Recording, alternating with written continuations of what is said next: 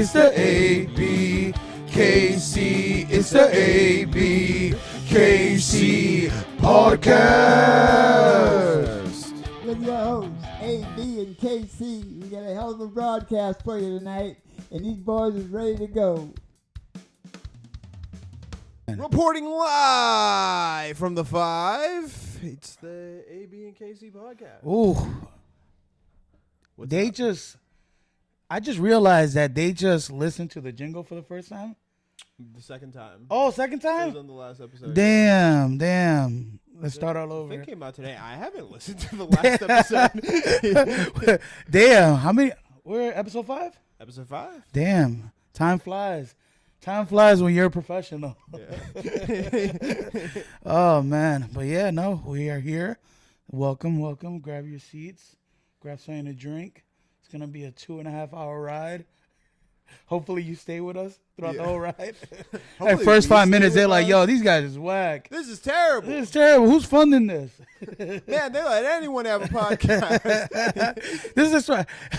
The last 3 years, I've been building up to make a podcast, and this just made me not do that anymore. Dog, the other day I was on TikTok and I saw it was just like two people talking, and then somebody just duetted it, and it was like, no, everybody needs to have a podcast. Yeah. And I was like, well, I definitely need one. Yeah, it's like, yeah, and I agree, not everyone, but we're included.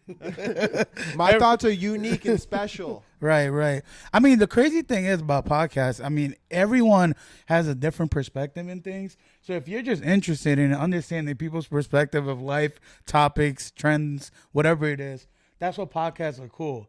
Like, I realized the other day that I like networking. And part of the reason why I like networking is I like networking, or you like networking? No, like networking. The reason why I like networking is I do find it interesting. I hate the talk, like I talked about this. I hate the talking phase. Like, what's your favorite color? What do you like to do? What are your hobbies? Because 90%. Are you talking about dating? Yeah, I'm getting right into it. We're going guns blazing. No, because I've had an interesting week. So the reason why I'm trying to get the thing I'm trying to get into is that the whole talking phase is whack, but I do enjoy myself. Like when I do understand people's perspective of just life in general. Like there was like this girl that I matched, and she was just telling me like she works for StockX. Yeah. And it was pretty cool because I've been like a sneakerhead like most of my life. And first of all, we don't have a StockX up here in the East Coast. They're like located in Georgia. I think there might be a verification center in New Jersey, if I'm not mistaken. But the funny thing is that we were just having a conversation, and she was like, oh, what do you do for work? And I told her what I did for work. And I was like, what do you do for work? She was like, I'm working for StockX. I was like, you work for StockX? And I was like, I'm a diehard sneaker fan. I've been collecting sneakers my whole life. Yeah, I'm like going in. I'm like, so tell me about you. Do you collect sneakers? She was like, no. I respect it. She just does programming. Yeah, she was like, no, she does. She works at the verification department. And she was like, I don't collect sneakers. And I was like, how did that come to be? I was like, oh, so you probably just been there for a couple months. She's like, I've been here 8 years. It is hilarious that she has had in her possession shoes that you've only dreamed of, and she can care less. She's like, oh, a pair of Freddy Krueger dunks. She's like, oh, Air Mags. Kind of cool. Yeah. She's like folding them and shit. She's like testing them out, like stomping on them and stuff. But I remember I told her, I was like, hey, I just sold the pair.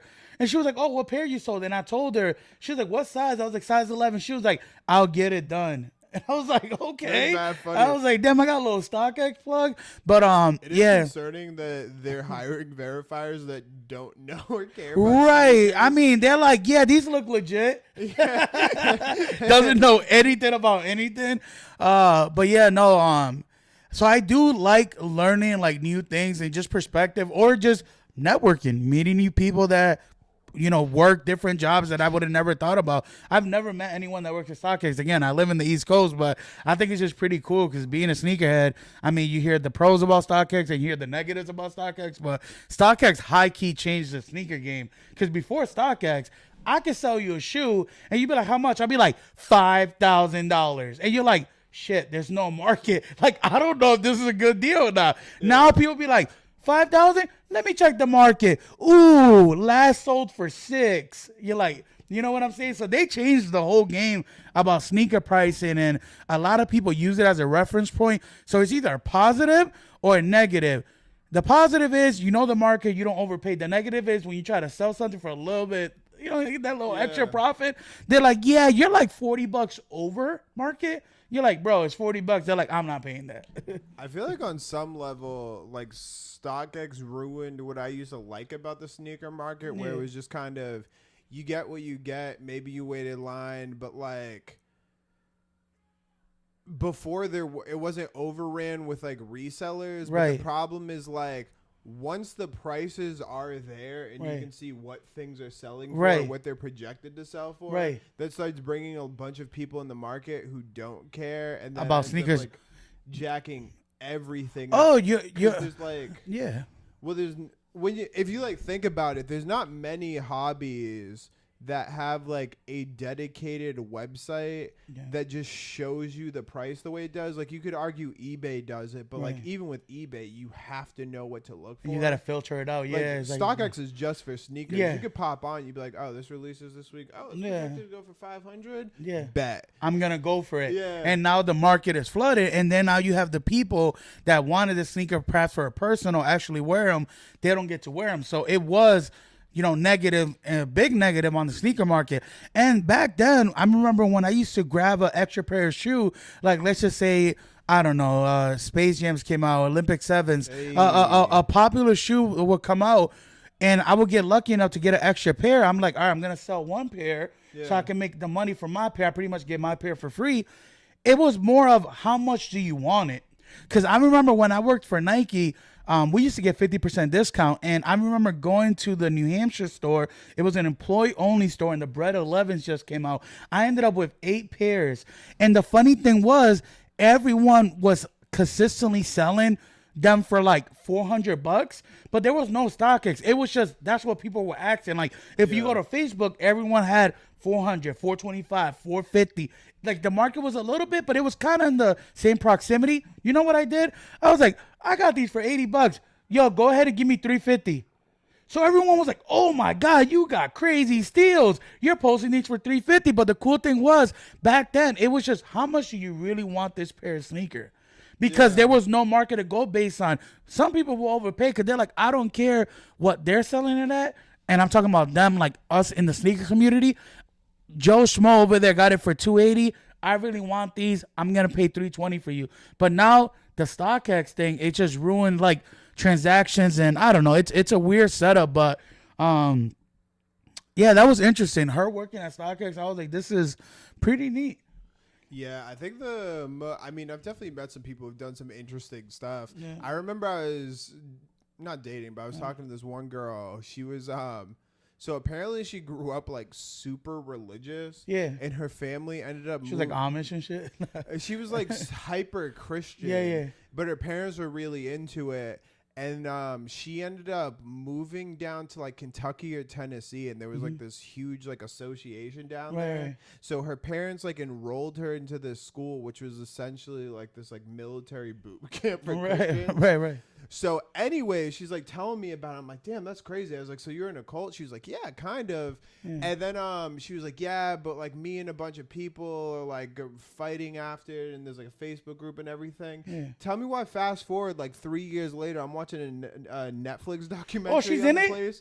She's not in the place. Oh, that's the TikTok one, right? She's not in the place. Yeah. It might have been on TikTok. She's not in the place, but I swear to God, I was watching because I love cult documentaries. No. So the documentary is based on these like it's like a church, but they like the pastor kind of pimps them out, and for TikTok videos.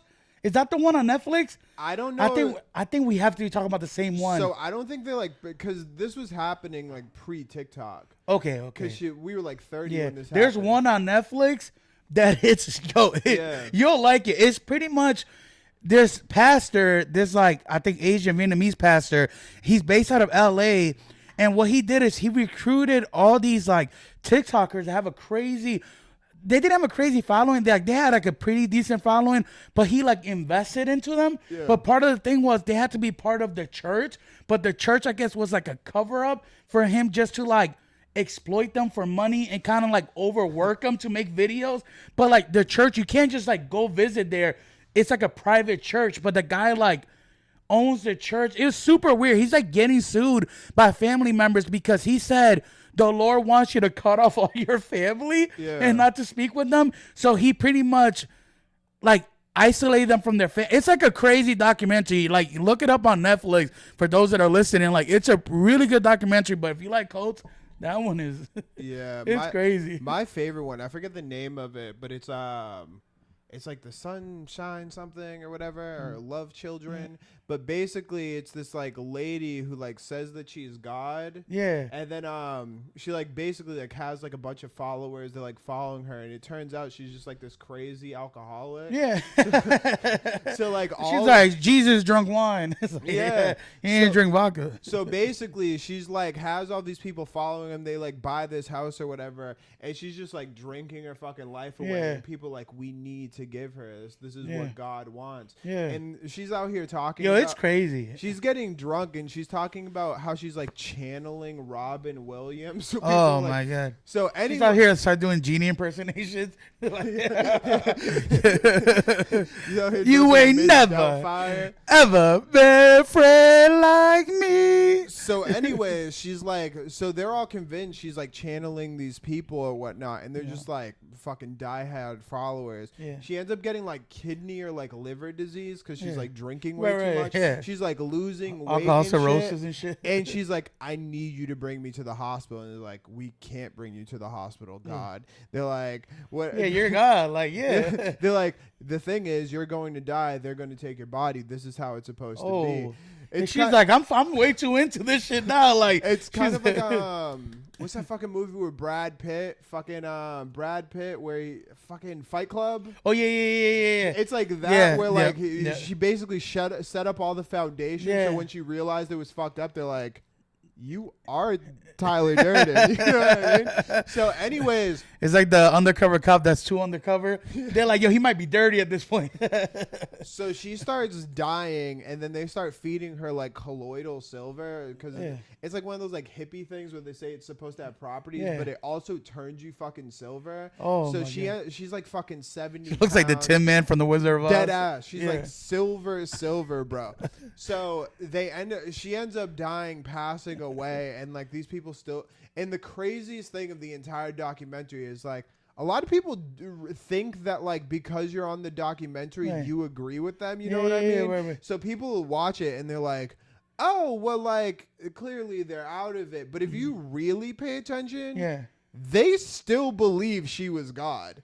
Yeah, that's crazy. Yeah, I don't. And I'm kind of envious of it. I'm kind of pissed because I wish I had like that type of persuasive like skills to convince anyone into believing something that's outrageous. You know what I mean? Like, there's some people out there that believe it what you want. It is what it is. If it's like in UFOs, if it's in like, you know, monsters, or if it's wrestling's real, whatever it is, like once you persuade a big group of people into believing that it's real, you might as well just quit, because there's no way you're going to persuade them not to believe that it's real anymore.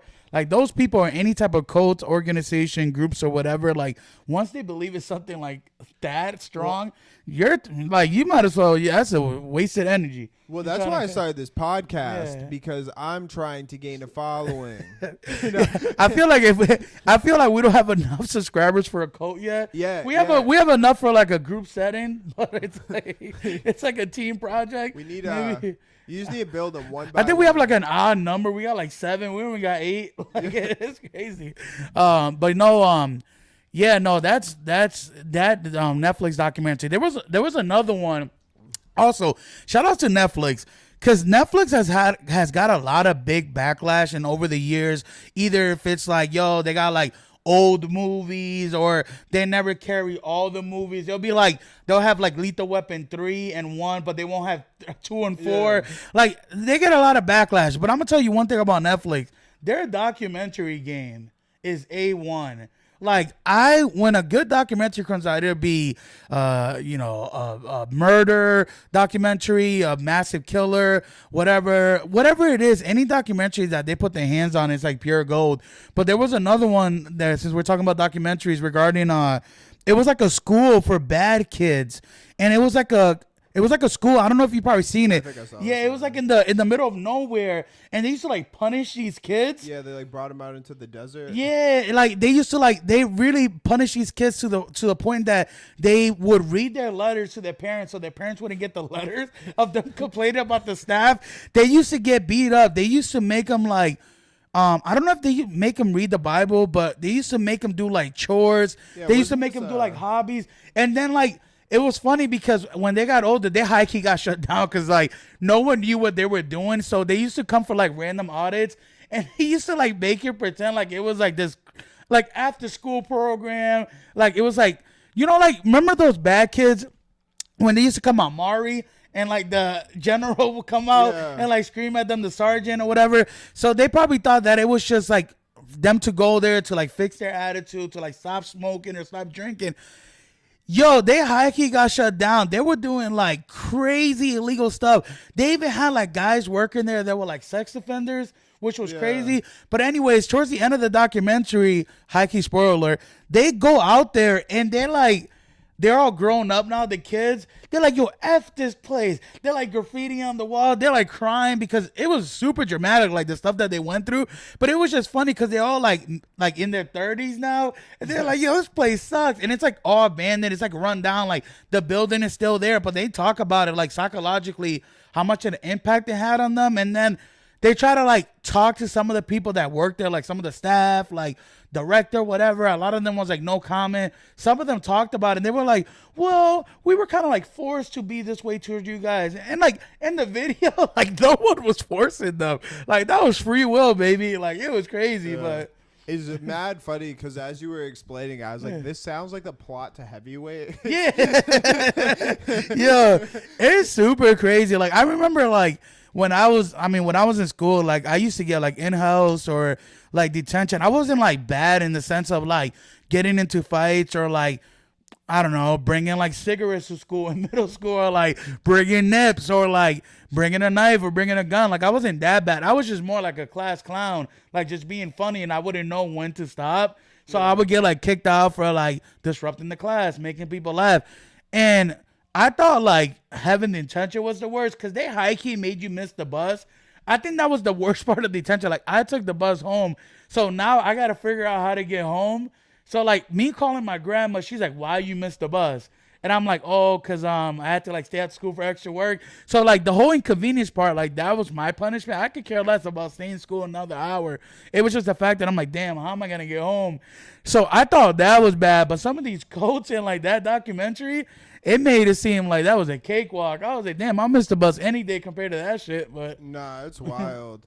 I feel like the biggest thing with like a lot of, I mean, with that one, they high key finesse the parents. Yeah. It's just like, you have bad kids. yeah, We'll fix it. yeah, that was the crazy part. Like the parents, like, and then like some of the kids, they were like, I don't talk to my mom to this day because she wouldn't listen. Like, and it wasn't even the parents' fault. Like, yo, these people had like, they had like an executive plan of how to get the parents to sign off on it. And it was like they showed them the pamphlet, and then it was like happy kids like doing like campfires, like playing the guitar like outside. None of that was happening. Like they would have like, I don't know, 30 minutes of leisure time, an hour of leisure time. Everything else was like chores. Like, well, I think like I'm not condoning what Yeah, they did right, by right. any means. right. Just want to throw that out He's there. like, I'm condoning it. No, I'm But joking. I feel like with that kind of treatment, like there's no like one size fits all. You Right, know what I mean? right. So like for some kids, you send them to a boot camp. They're like, Yeah. oh, I really like kind of like shaped up. It showed me Yeah. like responsibility and Right, whatever. right. And then like other kids, it's like, no, that like fucked me up, and I'm like still like not. Oh, nah, for sure. I remember there was a buddy of mine's. I mean, in that one they high key like weren't feeding them and shit. So Right. It's a huge no go. But I'm just saying in general. One of my buddies, I remember in high school, he was like really funny, very laid back, very hilarious. And I remember this dude joined the Marines. Yeah. And I remember when I saw him, like I was working at Stop and Shop, and he came and visited, and I was like, "Oh, what's good, bro? How you been?" He was like so serious, and I get it. Like the Marines training is like no jokes, Army, whatever. And my uncle went to the Army, and when he came back, he was like a little bit. I wouldn't even say off. He was just like serious, like Yeah. no. So, but I remember seeing him. I was like, "Yo, what's good?" And I dapped him up, and he was got on like, Jordans, and he pulls up in a Hellcat. You're "Yeah, like, nah." He was like, he was like, "Yo, what's good?" And I was like, yo, you good? And that was just like him, I don't know, basic training, a couple months. Some of those kids from that cult and that like program, they were there for 4 years. Yeah. Like psychologically, bro, like some of these people are like trauma for life. I remember there was one dude like during the documentary, he just started like crying, and he was like, I high key do drugs because of this program. Like that's like my, whatever. And I'm like, yo, it's just super crazy, super interesting documentary. Go peep it out if you haven't seen it. I'm gonna look up the title as we keep talking because I want to make sure we get the right documentary there. Yeah, I forget the name. Did you ever see the Twin Flames one? I don't know if I have. No. So Twin Flames, it was basically like this like online course Mm-hmm. where basically they were showing people how to meet their twin flame or like their significant other. Mm-hmm. So there was like a bunch of classes and Mhm. whatnot to like get people to do their thing. Mm-hmm. But the problem is like once you find your significant other, there's no reason to like continue to like do the classes. Right. So they keep on like releasing more classes, and it shifts from being this like relationship helping thing Mm-hmm. to slowly turning into this cult Mm-hmm. because it goes from like becoming this perfect person Right. to like transitioning it to like this thing that's unattainable. Mm-hmm. And the people who are running it are like slowly getting more power and confidence. Yeah. Like, well, maybe you'd be able to get your twin flame if you were a better person, and you'd be able to be a better person if you just bought this. So basically it gets to this point where they only have females in it. Jeez. Or like it's primarily Yeah, females. right. So what ends up happening is like, fuck, we need to like figure out how to get these people their twin Right. flames. So they start like they basically start directing some of them to like transition their genders. Right. So like you have like two girls and like, you two are twin flames, but you're the guy, you're the girl. So That's you crazy. should probably get like a sex change. And some of them went through with it. Because they believed in the program. Yeah. Yeah. And it's like wild because you like see them interview the people who are like running this thing. Right. And like they are fucking like they're just charismatic enough and just like the biggest thing with this is you have to believe it yourself. Oh no, for sure. But the thing is like you see them and you're like, these people are fucking cooked. I wouldn't listen to them do anything. But the craziest part about the entire documentary, there's two takeaways for me. Mm-hmm. One of them is some of the people who transition, they're there talking about how traumatized they are. Yeah. like one transition, one not. Yeah. Some of the couples are still together, Yeah. which is wild. Hey, and I can't even get a text back. Like, moral of the story, if you're trying to look for someone like your long-term partner, you should join a cult. Which is like probably some form of like trauma bonding, which Nah. isn't chill. but Yeah, it is nah, what it is, definitely you know not what I mean? chill. Definitely we don't encourage that. But I mean, Oh, and then the other thing that's fucked up is like, so when somebody's like, hey, this is like kind of like fucked up. Right. What would end up happening is they would just like cut them off, excommunicate them, block them from everything. Yeah, and this yeah. thing's like their livelihood. You know what I mean? 'Cause Right, they've been right, doing right, it right. for so long. Right. But there's this one clip where like the HR person's talking. Yeah. And like, it's not so much what she's saying, but it's like how she's saying it. Right. And it almost felt like, I don't know if you've ever experienced this in work, but like, it felt very corporate, where it was like, oh, well, we would love to help you, but unfortunately, the way that the company works out. Oh yeah, they have a plan. They have like these documentaries. First of all, by them making the documentary, it's not like your average code, because I'm sure there's a code for everything. These are legitimate, like executed, well planned, like strategic. Like some of these places you can't even sue them. The way that it's like built, like it's crazy, bro. So I'm like looking it up here. So the documentary is called The Program. That's what it's called. It's called The Program: Cults and Kidnapping, which is crazy. It kind of tells you like the whole documentary just on the title. But no, this documentary is super wild. But going back to the other one that we were talking about, the religious one, the one that I mentioned with the TikTokers and stuff. That one, there was a couple of them that got out. And they were like talking about it, and they were like, yo, I'm sorry. Like, I was so wrapped up into it. Like, I just fear that some of my friends are still in there and they can't see the light. Yeah. So it's like you get the perspective of both people. Yo, it's super crazy. Like, there's one scene that's wild that it's like one of the TikTokers, like, she stopped talking to her parents because, like, the pastor kind of told her, like, pretty much like the same setup. Like, yo, this is like God's using me talking, and he's letting me know that you should like distance yourself from your parents type thing, which is crazy. So she like believed it. And it's crazy because like I went to her because she's on Instagram, like she's on, it's like real life documentary. So I went to like her social and stuff, and like people networking, and people in the comment section, I'm like, such a shame, such a pretty girl, such a shame, such a pretty girl, and just wrapped up in lies. You can't see the truth. And some of them is like, you're a horrible daughter. On Mother's Day, you didn't even say Happy Mother's Day to your mother, and they're like bashing her and stuff, which I thought it was pretty funny. But if you go like 5 or 10 posts back a couple months ago before the documentary came out, it's a completely different crowd. It's like, you're a really good dancer. You're a really good singer. It's like, it's so crazy how things could change so quick. But shout out to Netflix, man. Like I think I talked about the one that they did in the last episode about the shopping, which they talk about like your shopping, about plastic. They talk about how stores just continuously come out with so many clothes, like fashion designers, they come up with so many clothes, and like how the world, which is true, the world doesn't need this amount of clothes in the world, because a lot of these clothes, they get sent to like Africa or whatever, and like some of these clothes are literally in the water. Like there's like beaches full of like used clothes or like new clothes that the company ripped up, or it kind of was outdated. It was like part of a season that they ended up shipping over there. Yeah. And a lot of these clothes, they were supposed to recycle them, but somehow they always end up like in the same place. There was one guy that he threw away an old TV, and he put a tracker on his TV, and he was able to track it where it was going to the distribution center. The TV ended up somewhere like in Mexico, and he walked up to the place, and it looked like a junkyard, like a tow company, and they would just had these people just smashing electronics on the floor. It wasn't even recycling, bro. So like a lot of the companies are like, don't worry, we'll recycle the TV or whatever. But a lot of these recycling companies, it's just like a cover up. There's no real recycling. Super interesting documentary.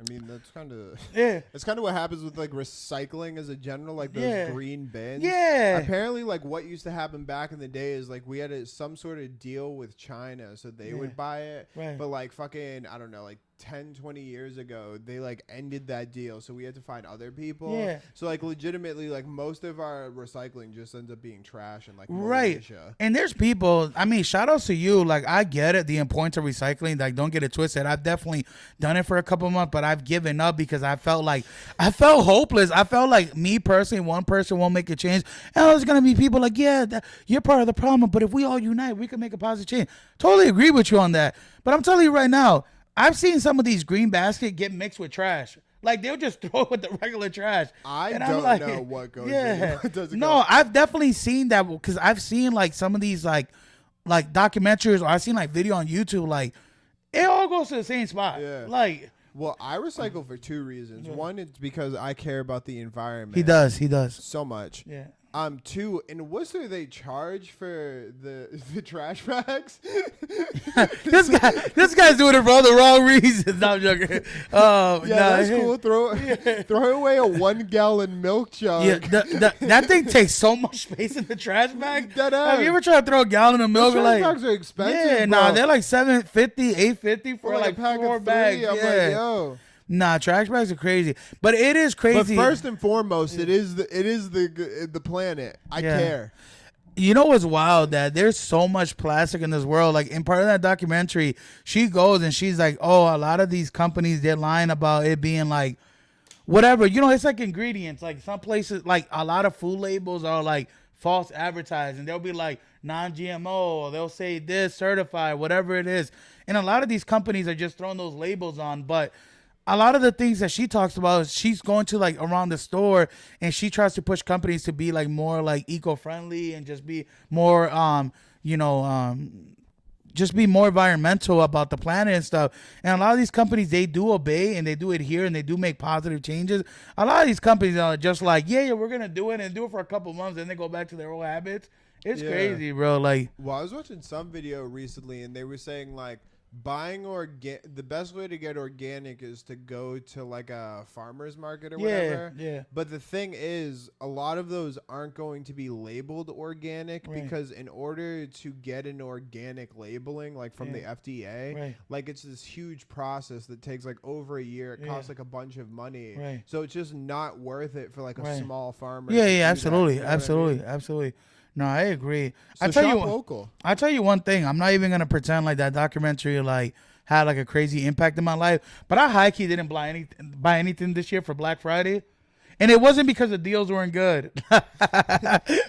No, but I high key considered it because I'm like in the documentary he talks about this like how many shoes does a person need, and I'm like 65, and he's like how many jerseys does a guy need? I'm like 25.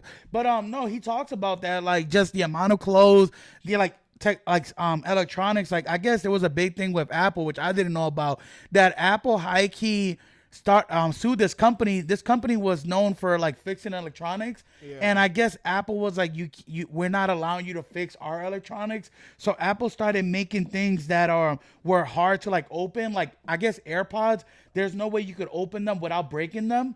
So they were designed that way so they don't get fixed. So you just get a new pair of AirPods. So the guy that owns the company that fixes electronics, he's like, I hate that Apple did that. And I guess he went all the way to Congress and he was like, Apple should let us fix whatever it is. Like the consumer should have the ability to fix a product if it's damaged instead of buying a new one. And he was like, if you have a jukebox TV and it has four channel clickers, you should be able to fix it instead of getting a brand new LCD or LED TV. So he's just going back and forth. And I guess eventually like they made it like Apple was like, okay, we allowed you to fix it again. Because a lot of these big time companies, they talk about Jeff Bezos on Amazon. They talk about Jeff Bezos on Amazon too. When you put like big companies, one thing they don't want is public perspective. Like they try to, as soon as they get the negative image in the public eye, they high key just try to, they'll do anything to adhere to your requests just to get over it. But it's only if it's big enough that it's on the news, because they just don't want that publicity. Like, well, you know what I thought was interesting? So you know how the new iPhones have like a USB-C charger? Right. So a USB-C is better. Apparently, like you can charge faster, you can like move data faster. Like it's just a better cord. Right. Apple didn't do it because of that.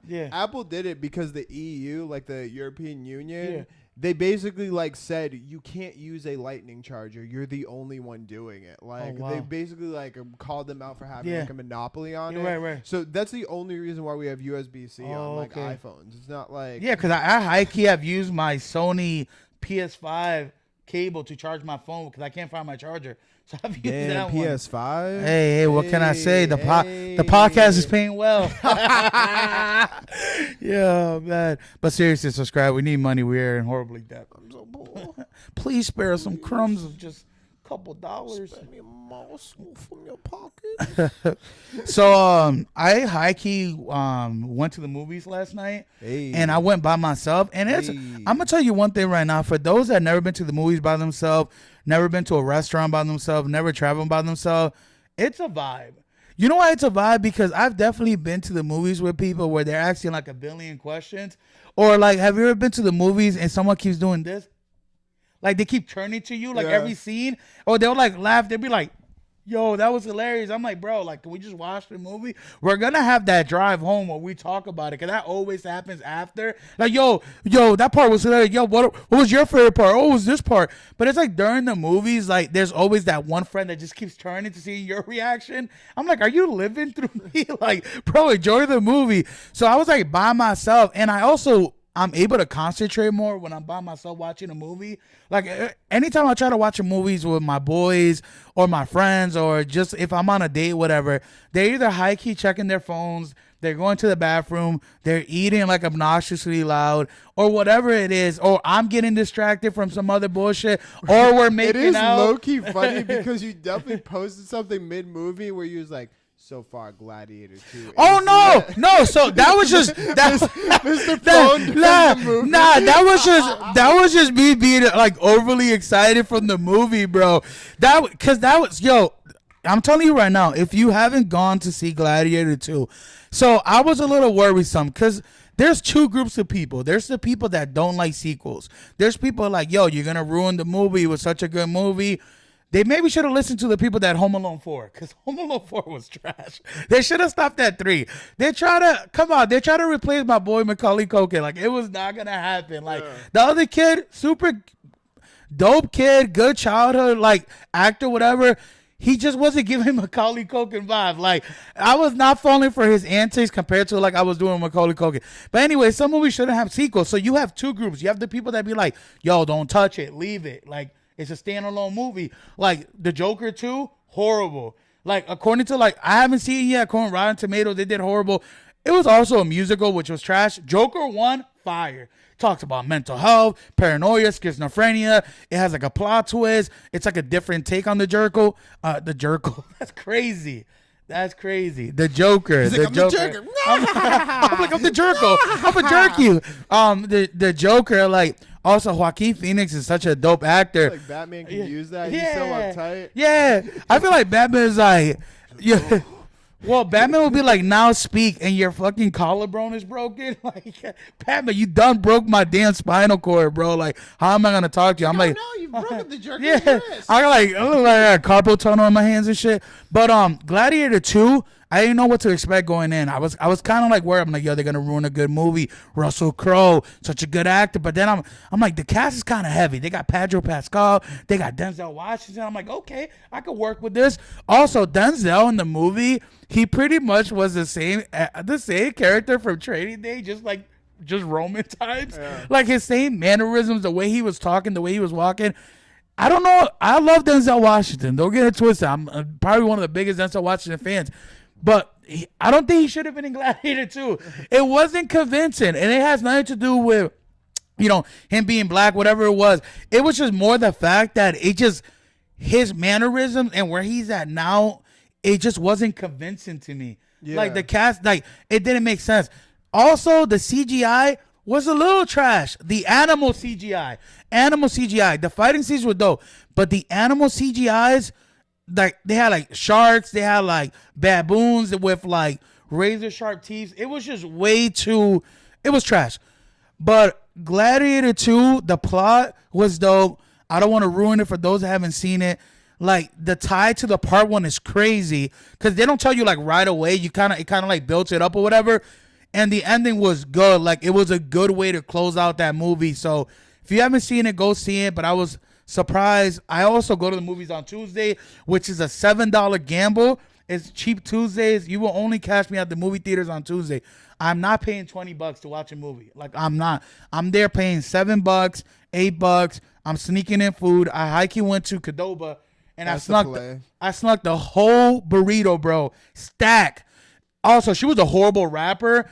Like, that burrito, me trying to eat it. Like, I'm going to give you a burrito. I she know was it's kind rapping. of Paquito. No, she wasn't. She was like, she's like, yo, they call me Tito. I'm going to wrap up your burrito. Nah, she was just, some people are nasty with the rapping, like with the craft. Like, some people are just so good, like, no food would get out. Eating that was like so sloppy. I was also with the recliner chairs, but I was just like eating a big ass burrito, and there was like people to the right of me, and they were just like, where the fuck does this thing get a burrito? Like, but it was a vibe. So catch me in Tuesday, $7. I'm sneaking in food. I snuck in not a 2 liter soda. That's crazy. A 1 liter soda. I snuck in a 1 liter soda, 1 liter Diet Coke. Shit was a vibe, bro. I think all in total with the burrito and the soda and the ticket was like $25. Hey. It's not bad. It's not bad. Go to the movies on Tuesday. Also, support your movie theaters, man. I hope we don't go to a phase that like all movie theaters are shut down and we just go straight to streaming. I still miss like going to the movie theaters like a couple days after the movie comes out. I don't like going when it's like extremely packed. I'm just not a big vibe. There's like people coughing, people talking. There's like always a kid crying because like this chick couldn't get a babysitter for her kids. It's just crazy. But high key go like a week or two after the movie comes out. It's not that bad, but just the process of still going to the movies, I hope they don't take that away because I love going to the movies. That shit was a vibe. Like, we used to go to movies when we were younger. I think we've seen like, I don't know, we've seen a couple movies at the movie theater, and it's like always a vibe, and those are like core memories, and I hope they don't take that away. So please. I high key like going to the movies solo. Like, I like walking in, I grab my little snack, whatever, bro, and just vibe out. The only time I want to see movies with people is comedies. Yeah, comedy's different. Yeah, I can see that. Granted, they don't even. I mean, I guess they're starting to make some comedies, Right. but they just don't make them like they used to. He's like romantic comedies. I can see by myself. Now, comedies is funny because I've definitely been to a theater. Out here crying. Yeah. Matthew McConaughey got the girl. I've definitely been to the movie theaters in a comedy movie by myself, and I find myself like trying to laugh with a random group. There's like a group of like 6 people to the You're right like of me. 2 seats over? Yeah, they're laughing. You're like, reaching over. yeah, you're like, yo, Will Ferrell, genius. And I'm like, you know what I'm saying? Like, so I've definitely done that. Like, I went to a comedy show by myself, and I would say out of everything, going to a comedy show by yourself is a little difficult because it's one of those, it's a little awkward. First of all, I was sitting front row, and I went to go see Nate Jackson. Yo, super, like, he's blowing up, and like anyone that knows Nick Jackson, like he's been around forever. He was like on Wildin' Out. He was like I think he was on the Dwayne The Rock Johnson's like bio documentary when he was younger. He's like one of the cast members there. He's been on everywhere. He's like super funny, and his like bread and butter is like crowd work. So I went and I was sitting front row, and I was somewhere called Poughkeepsie, New York, which I've never heard of. So the tickets for where the Locks is from. Yeah, the tickets were the Wilbur. The tickets for the Wilbur in Boston, they were sold out when he came, and like I really wanted to see Nate Jackson.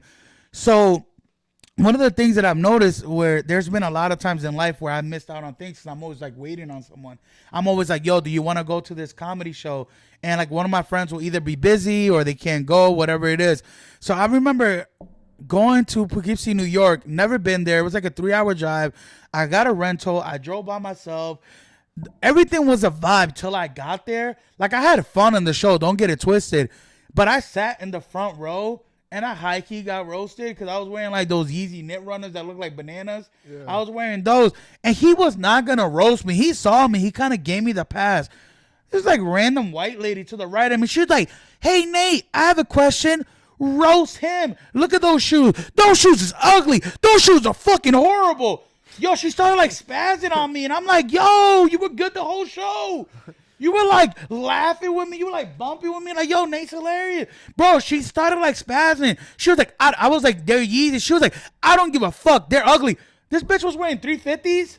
She was wearing Yeezy, but I guess she's not a fan of the knit runners. So then like Nate Jackson started like roasting me. He was like, bro, what are those? And I'm like, yo, these are flies. I know they're not. And I'm like trying to show him. And he's like, he was like, who helped you put them on? I was like, bro, I put them on myself. So he starts like roasting me like back and forth, whatever.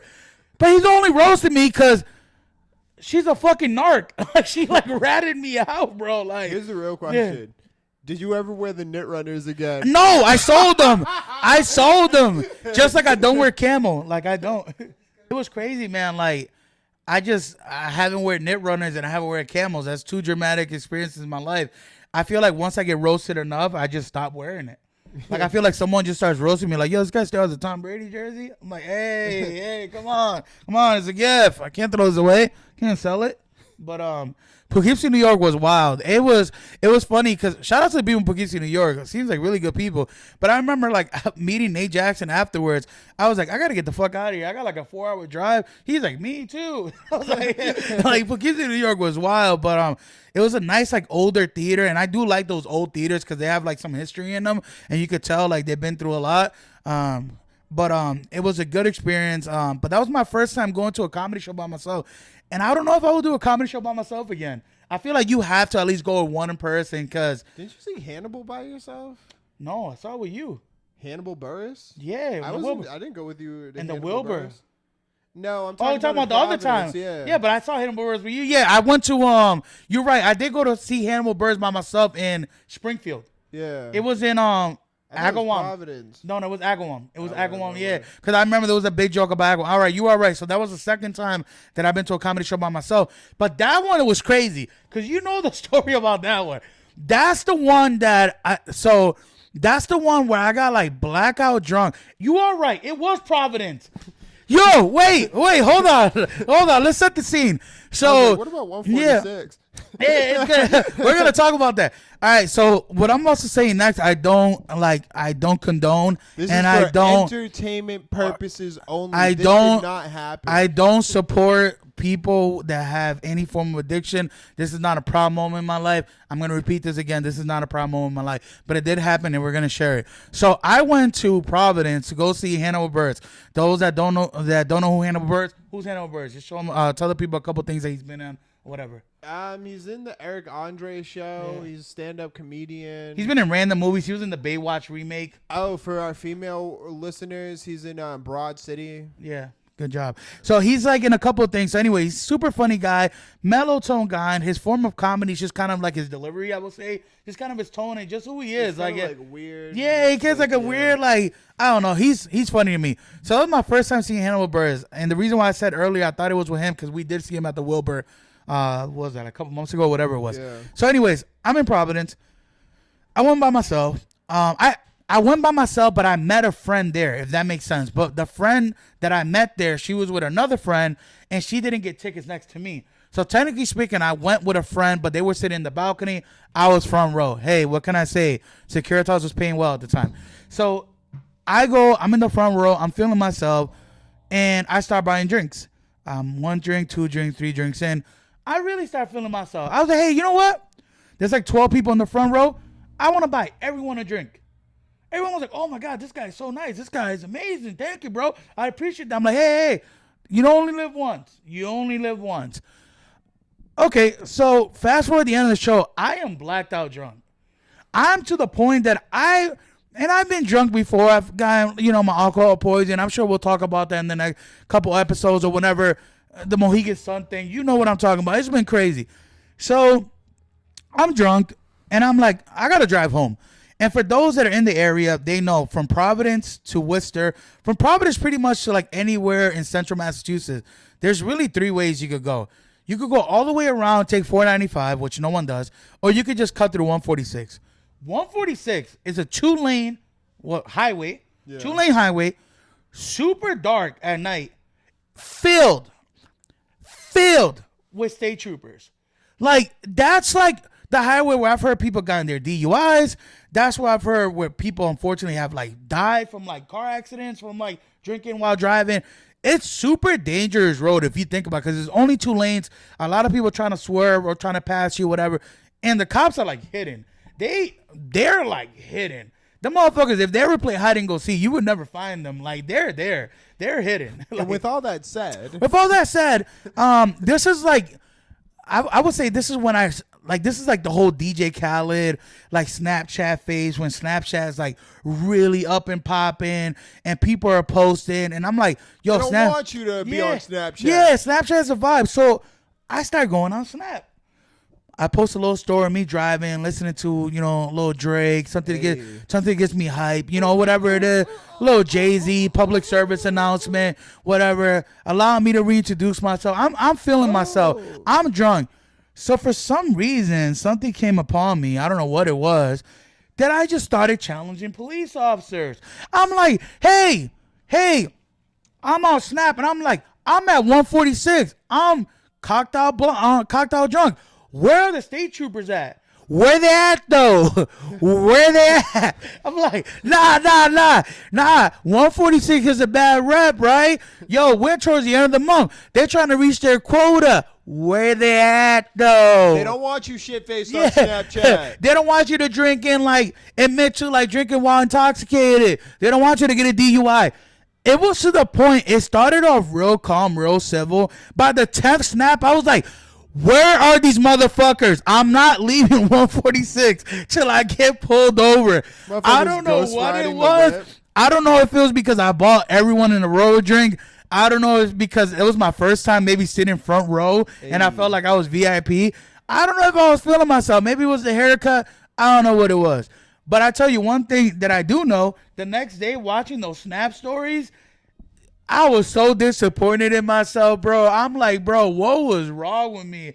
I remember getting texts and phone calls from people like, yo, bro, delete those snaps. Not cool, man. And I'm like, bro, I wasn't trying to be cool. I was just feeling myself that I felt like invincible. I don't know. I felt like nothing could touch me, bro. I felt like I don't even know how to explain it. It was a crazy vibe. But yeah, that's the 146 story. Yeah, We talk about that to this day. Like, it's crazy. Like, there's like 10 years. Yeah. There's nothing crazier than waking up the next morning to a crazy Snap story. He knows what I'm talking about. When we went to DC. Yeah, for your birthday. Oh my God, dude. Oh. So this guy, we have two different Snapchats account. So I had my perspective of my snaps, but I forgot he never posts on Snap. Like, I don't post on Snap. Yeah. I don't Snapchat. I barely use Nothing. my phone. Like, you would never know some of the stuff that me and him have gone if it wasn't for my snaps or my videos or my photos.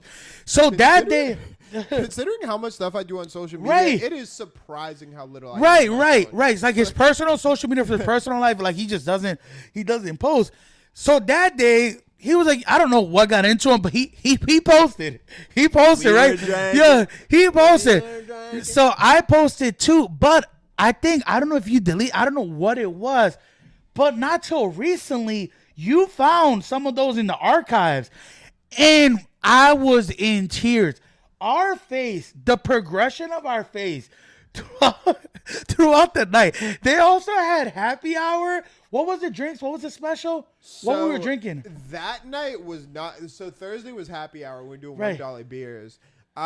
This night we had, based off the videos, it looks like we had 10 Jaeger bombs. Crazy. And every time we got a Jaeger bomb, we'd get a vodka soda. Yes.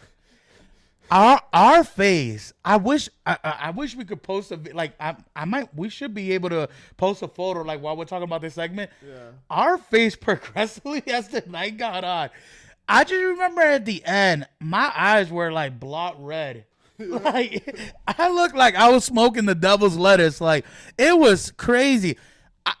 I guess I bought pizza for someone. We ended up like in a pizza spot. In the pizza shop. Yeah. It was crazy. We have like a snap for like every time we took a shot, and each one has like a different caption that's like wilder. Yeah, it's like, hold up, wait a minute, got that I was finished. Like, he was posting like different he was like, God's plan. Like, we need Jesus. Yeah, we need Jesus. Like, it was like a little caption, but reminiscing that from his perspective, because I totally forgot about his photos and videos. I still had mine, but his were like gold. And I was just laughing. I'm like, man, these are core memories, man. Like, these are crazy. Like, also, shout out to DC. The hotel that we stayed at, they high-key upgraded our room. Remember, we had like a regular room. They gave us like a suite. She had like a kitchen and everything. I was like, we never gonna use this kitchen, but it was a vibe though. Like, it was dope. It had like 2 bathrooms, had an open layout, had a little fire pit. Yeah, they have pretty cool bars too. Like, the place we were going to was called the Mad Hatter. Yeah, but it was right next to this place called Decades, and it's like a 3-story bar. And apparently, like, when we were there, I don't think they were doing it, but on a good night, each floor like represents a different decade. Right. So like 170s, 80s, 90s. Yeah. That was like dope. Pretty cool concept. No, it was. I had fun. DC. That was probably like, I would say, one of my most underrated trips. That was also the day that I got you Popeyes for the first time. Yeah. Do you remember that? I was working in Philly at the time. Yeah. You picked me up from work. And that was when Popeyes, you couldn't get them sandwiches. It was the Popeye chicken sandwich. Yeah, like, you couldn't get the Popeye crispy chicken sandwich. Like, I remember there was people that were fighting. There was like lines. People were like, literally, like, Popeyes was selling out. Like, it was crazy hype. And I remember I was like, I got to get my boy, like, we're both going to try it at the same time. And it was good, but I don't know if I'm stabbing someone for that chicken sandwich. Like, nah, legit. I think you got it on StockX. Yeah. That's crazy. But I ended up picking him up in Philly. We drove KFC. Yeah, I'm like, damn. real? I'm like, they forgot to take out the StockX tag. But nah, man. And then we went to the African American Museum. That one's dope. Museum. I don't even like museums like that. That one's dope. That was dope. They had like Michael Jackson's like gloves. They had like Michael Jordan, like hip hop stuff. A lot of sports. Like, I liked it because it was very like pop culture focused. Right. And the layout was amazing, man. Like, that layout was so dope. I think it was like 3 floors. Yeah. Multiple floors. The outside looked crazy, like that brown, like what is it? Like wood, kind of looks like wood, but it's like metal. It kind of makes it, like the design is like a square. Yeah. Like that. I'm telling you right now, I would definitely go back to DC. DC was a good time. That was my first time trying kava. That was the first time you put me on Kava, Kava's yeah. cool, And Kava's really good, man. Shout outs to them. I know we last couple episodes ago we talked about like Chipotle, Qdoba, Bahamas, but Kava's my favorite. Yeah. I mean, Kava's low key expensive, but Right. like Kava is my favorite. Of, yeah, like hummus and all that stuff, brand where you tzatziki just, like, walk sauce up and all that. pick it, Yeah. But no, shout out to Kava. Kava was dope. We went. I don't know. Yeah. That shit was fun though. Yeah. And then we ended. That was my first time trying barbecue. Believe it or not, that was my first time trying barbecue. Yeah. I've never have tried barbecue. Don't look at me like I'm crazy. That was my first time trying barbecue. I know, because I remember I told you. I was like, I didn't know how to order it. And it was like by pound, remember? That wasn't even great barbecue. I know, it was trash. Yeah, I love DC, but that was not good barbecue. But I mean, you've high-key been to like Memphis and all that. You've been to different places. Yeah, Kansas City. Yeah, Kansas City and stuff. And they had like different barbecue. But nigga, I don't get out much. I'm from the East Coast. That's but, crazy. I did not know that. Yeah. No, it was my first time trying barbecue, and it wasn't that good. I tell you what was good though, that mac and cheese. Remember you brought it to the hotel, you warmed it up the next day. Remember we had like that mac and cheese. Right, yeah, that shit was a vibe. Nah, shout out to DC. DC was dope. Did you like? You want to talk about the elevator scene, or you prefer not to talk about What? I mean, I don't even know if it's that much of a story, That but we shit's were funny. like, the first night we were just, I don't know if it was the first, I think it was the second night, because the first night we got like kind of drunk because we Yeah. were just drinking beer. The second night was when we had the Snapchat story. We had the Bel Air though. That Bel Yo, Air made I the remember post. I had like one of those like white button-up shirts Yeah. without the like collar. And I was just like, We were feeling I ourselves. was yeah. like, yo, we chilling in the hotel right Yeah, now. We yeah. sipping that Bel Air, drinking that that Bel Air. Bel Air. But anyways, we just ended up getting like pissy drunk, and like I remember we were at an and a pizza, and there's Yeah. like videos of like Yeah. some girl like twerking on me, like we Right. were fucking wild. Yeah, remember the girls that they were like, "Yo, buy my pizza. We're gonna Yeah. hang out." And I walked to their car and they dipped. They just got free pizza. I was like, I don't get it. Are they coming back? Like, I think was gonna like, pick I something think they're up. gonna. Yeah, they're gonna come back. So, They're gonna come anyways, back. it's just like a wild night. So we're like talking about it, just like laughing and shit. And I'm like laughing so hard in the elevator. I like high key pissed Yo, myself. that shit was I like hilarious. full blown Yeah. pissed myself in the Yo, elevator. I remember- was I don't remember that 'cause I laughing was- so fucking hard. I don't remember because I was so drunk. I remember the next day he told me like, "Yo, I high key peed in the elevator." I was like, "Nigga, what? That's crazy." Nah, my pants were soaked. Yeah. And then we ended up doing laundry, and then we did like we Oh, we're working out. We ended up working out. The That was next crazy. morning, so I threw my shit in the laundry, and we ended up going to breakfast first at the Mad Hatter. Shout out to the Mad Hatter. Yo, you gotta tell the mimosa story after. So, anyways, we ended up going to brunch, and they have like bottomless mimosas, and I'm like, all right, bet, like let's do that. right, we're gonna So- take advantage of it. Yeah. So, anyways, Abel gets his mimosa, and I Right. down mine's like immediately. Boom. They're So, like, bottomless. and there's nobody in the restaurant. They're bottomless. So, like I see someone in the distance. I put my hand up. Yeah. The guy comes over, gives me the mimosa, whatever, and then I down that one. Put They're my bottomless. hand up. Guy sees it, and he gives me another one. Yeah. And then I end up like raising my hand again. He goes, "Hey, buddy." He's like, "Look." He's like, "You can't just be like waving us over." Da, da, da, da. And I look at him like, "Look, bro, I got bottomless mimosas." They're I was bottomless. Like, I was like, I'm just trying to get my money's worth. Yeah. You feel me? Yeah, because the breakfast was like $30. It was Yeah. super expensive because you paid for the bottomless mimosa. High key. Yeah. Yeah. So I probably had like 5 or 6 mimosas Yeah. at breakfast. And then after this, we end up going to work out. And at this point, like, dude, we're drunk. We're like day drunk working out. It was I so was, like, funny. blackout Yeah, drunk. yeah, we were like, I remember us working out, and it was a great workout. Like Yeah. we got everything. They only had like one stand machine with like all the like the different Yeah, workouts yeah. you could do, like the Got whole a couple treadmills. yeah, and like the stuff, hotel, like basic hotel working out stuff. It was amazing work. I still got videos of that. Like that was a great Yeah. time. Like, oh man, but DC was fun, and it wasn't even like a long trip. We were only there for like 3 nights. 3 nights, but we did a lot in 3 nights, Well, bro. the third night, I remember. I think the third night at some point, you pulled the plug on Jaeger bombs. Yeah. And we just blacked out. Like there's like a video of like us eating like Subway somewhere. Yeah. I was like, what the fuck did Oh, this happen? when did we get Subway? That was the one funny part. It was just realizing what we ate the night before. Cause I'm like, yo, my stomach feels like shit. He's like, yeah, no shit, we ate Mexican at 2 a.m. Oh man, nah, it was a vibe. DC was fun. DC was definitely cool. But yo, Virginia Beach though, Nah, Virginia. Yo, You want to talk about? we gotta talk about Virginia Beach because he definitely had a better time than I did. I had a great time in Virginia Beach. This guy right here, this guy had a grand old time. I don't know how much to tell about Virginia. Nah, I mean, no names. We just gotta say no names, but we could say friends and whatever because that was a vibe. Also funny. Virginia Beach was a good time. All right, let me set the tone, and then you can tell me if I'm going too far or we're talking too much. So, first time in Virginia Beach, never been there before. One of my boys lives out there. That's not the reason why we went there. We do love you, bro. But we went there for something in the water. Yeah, it was something in the water. Music festival, right on the beach, right on Virginia Beach.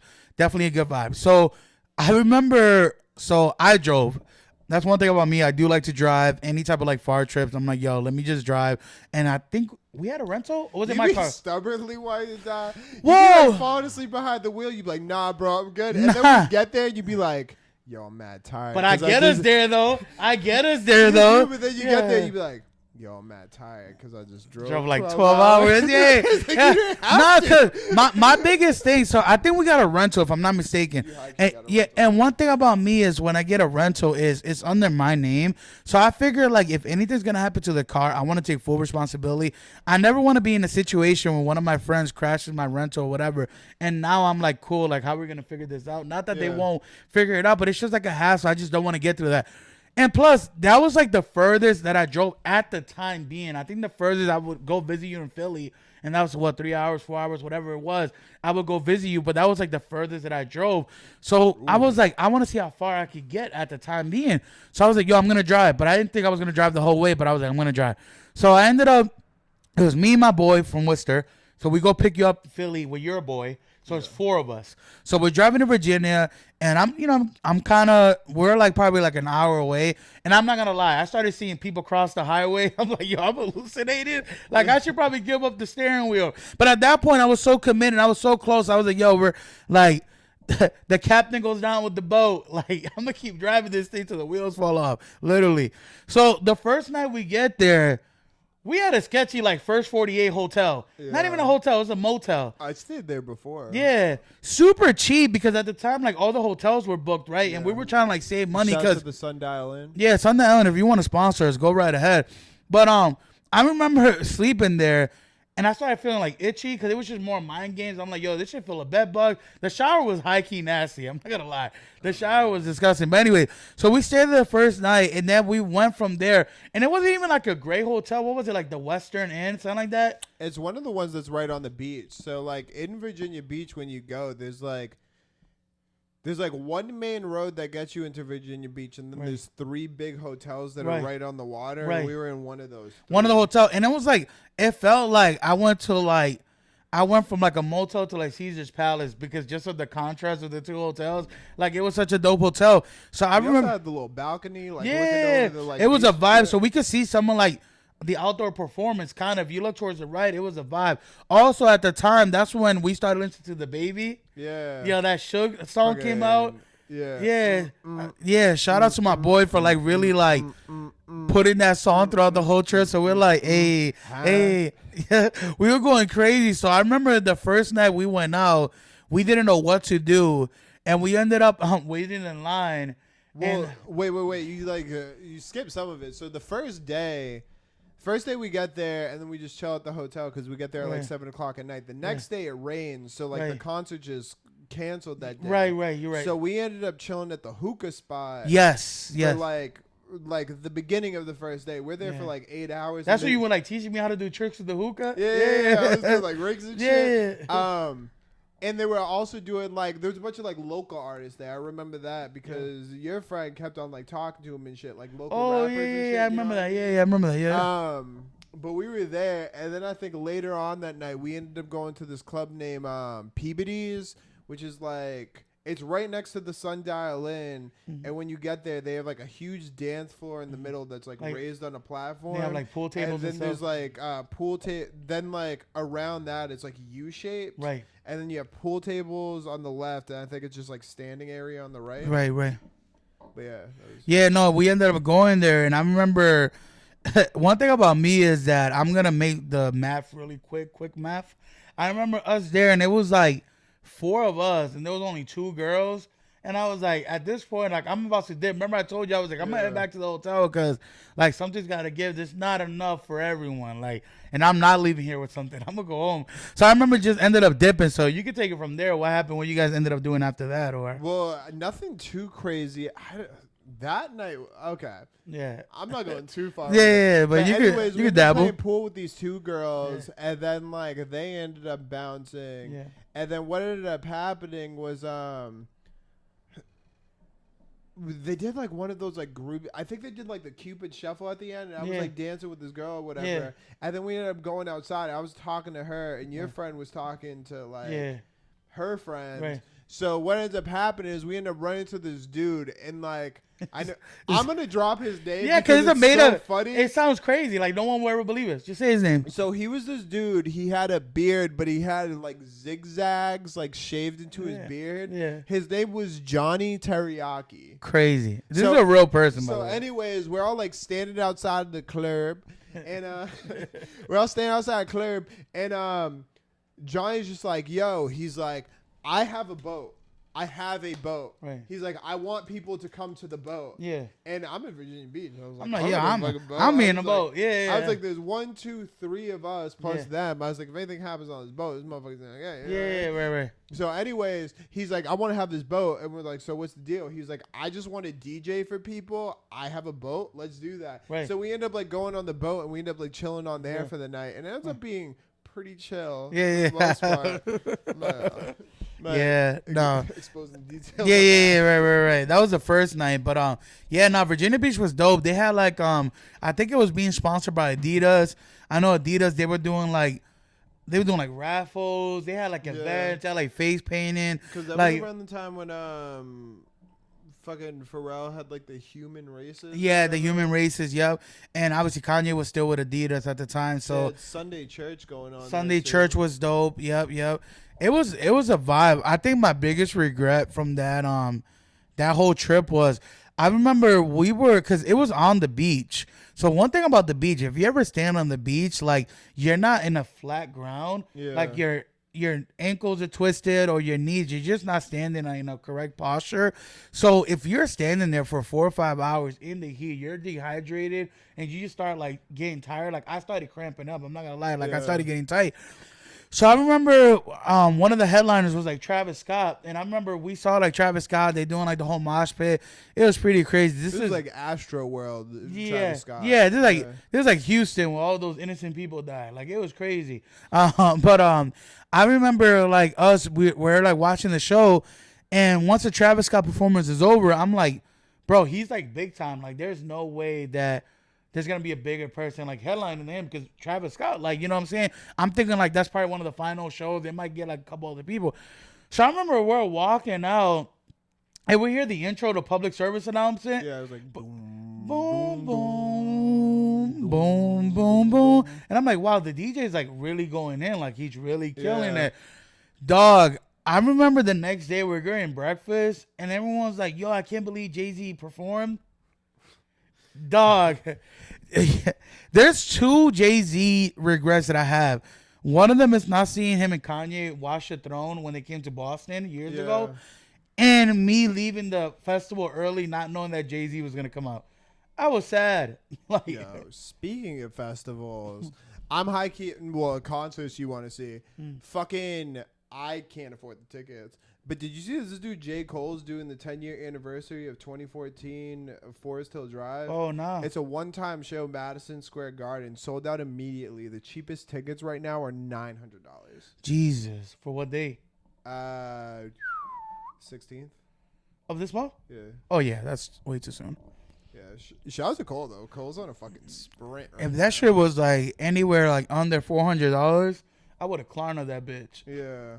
I would have afterpaid that bitch. I'll PayPal and for that bitch. I'll tell you one thing. I do not agree with the way J. Cole came back after that whole like thing where he's like, I agree with him bowing out. I do not agree with him like being like, but if I did battle you, Right, I right, would right. win. Right. But I'll tell you one thing: that boy does understand marketing, because this whole dude's whole plan since then has just been like redefining his legacy. Right. But the way he's been doing is so he just like re-released like his original 3 mixtapes on like Spotify, Right. which are fire, but it's also like super cool listening to it now because it is kind of like a time capsule. Right. So like the first one, he's like clearly still in college, and he's like very much sounds like a flowy like punchline rhymer. Right.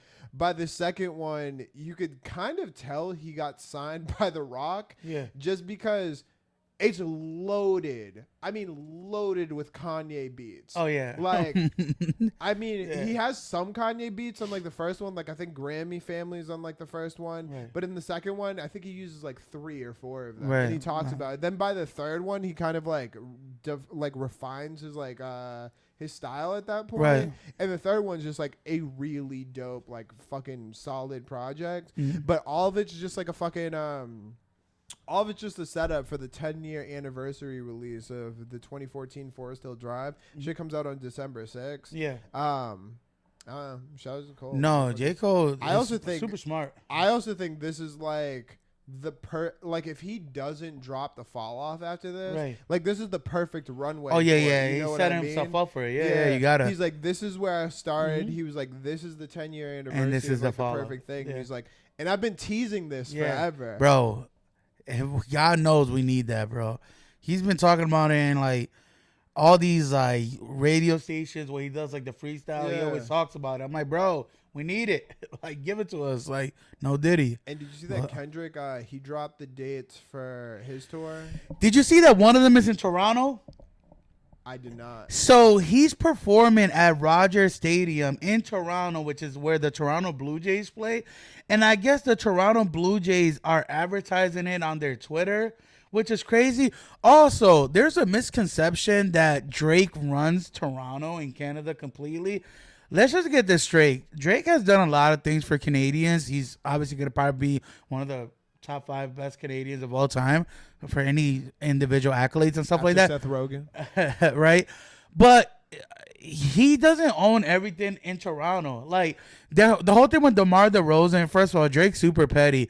They were like, one of them, they were interviewing, one of the commentators was interviewing Drake, and they were like, how would you feel if we ever, retired DeMar DeRozan's jersey? And he said, if they do, I will go up there and pull it myself. Because DeMar DeRozan came out in the Not Like Us Compton concert, and he was dancing out there with like Russell Westbrook and a few other people. But he's like, I will go up there and rip it myself. And then DeMar DeRozan was like, I would like to go see him try it. Like, it's pretty much that far high.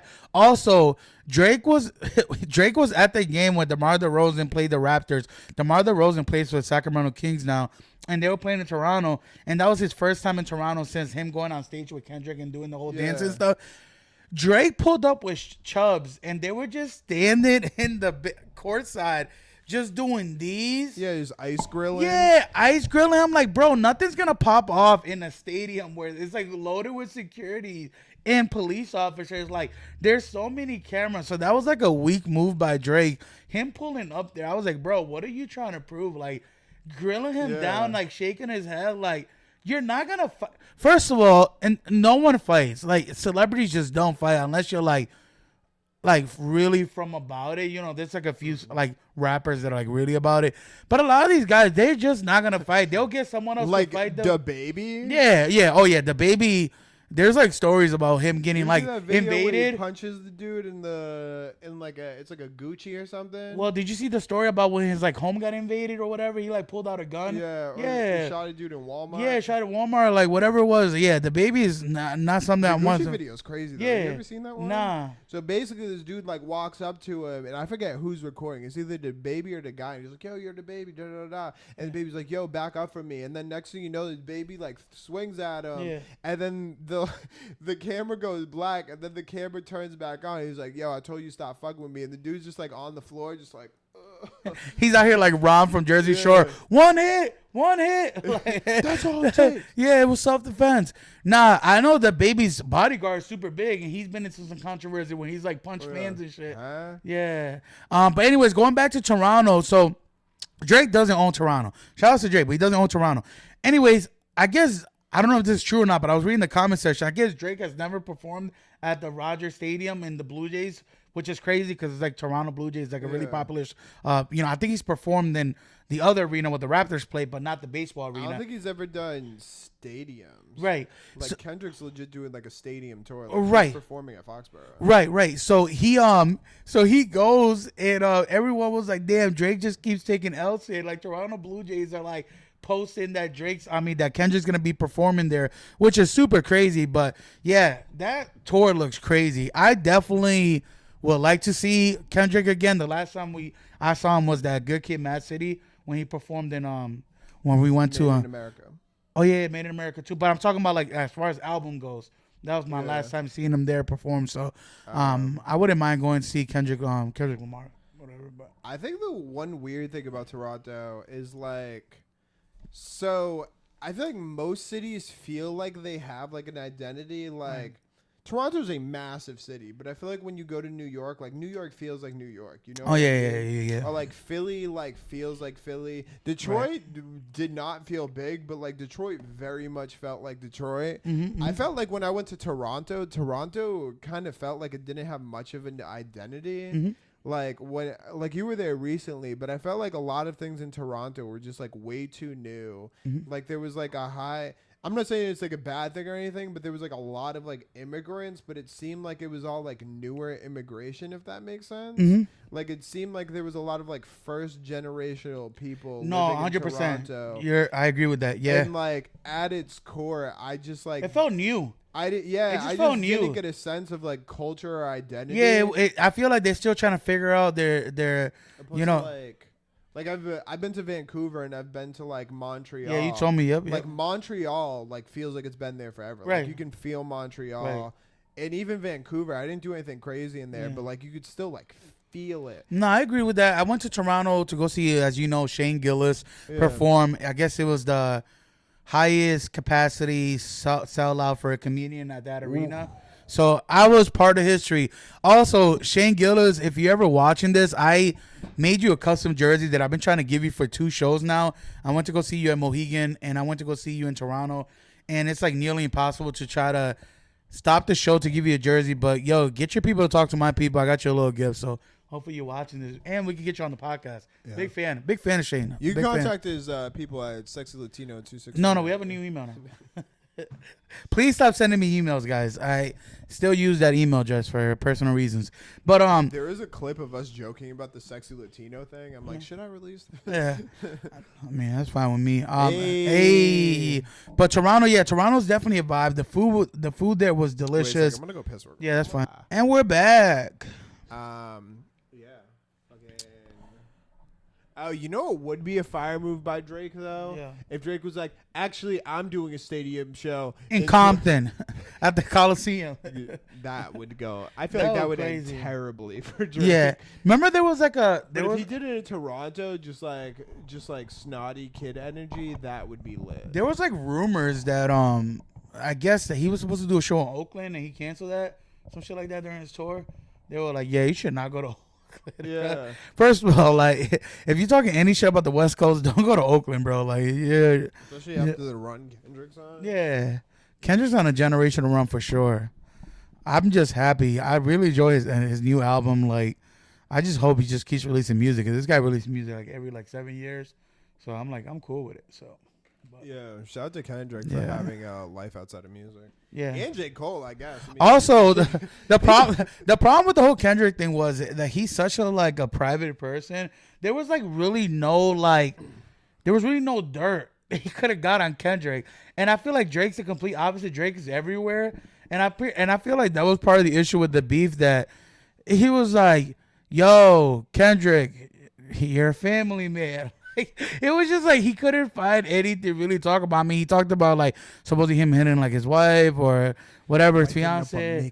Yeah, he started talking about one of your child's not yours, is Davies. But it was like rumor speculation. Kendrick was like, Drake, you're a pedophile. Well, I think he was direct.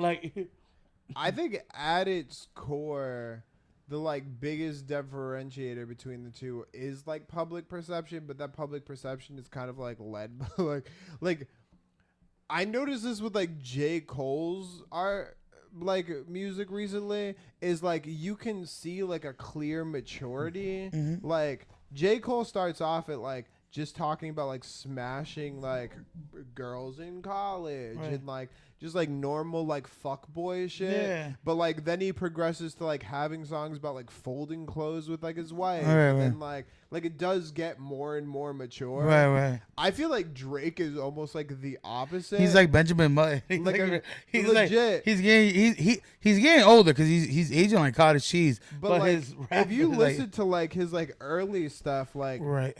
I mean, I was also like the same age as him. Like I was like 19. Well, at the we time. talk about But I that. was like, he was kind of like somewhat like emotionally mature at the time. At least like his ability to like talk about love and like relationships and things like that. But then it slowly like got away from that. Became a fuckboy. To just being in like the club. I mean, I would argue early on he was a fuckboy. Yeah, but he was like a fuck. Talking about his emotion. But he was like a fuckboy that talks about his emotion. Now he's just a fuckboy. Yeah.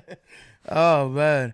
Nah, but shout out to Drake, man. If you want to join the podcast, we'd love to have you. I'm still a big fan. Still in my top 5. Love Drake, but Kendrick's just on a generational run. And when you're in one of those runs, it's like the '90s Bulls team. Like there was other teams that were good.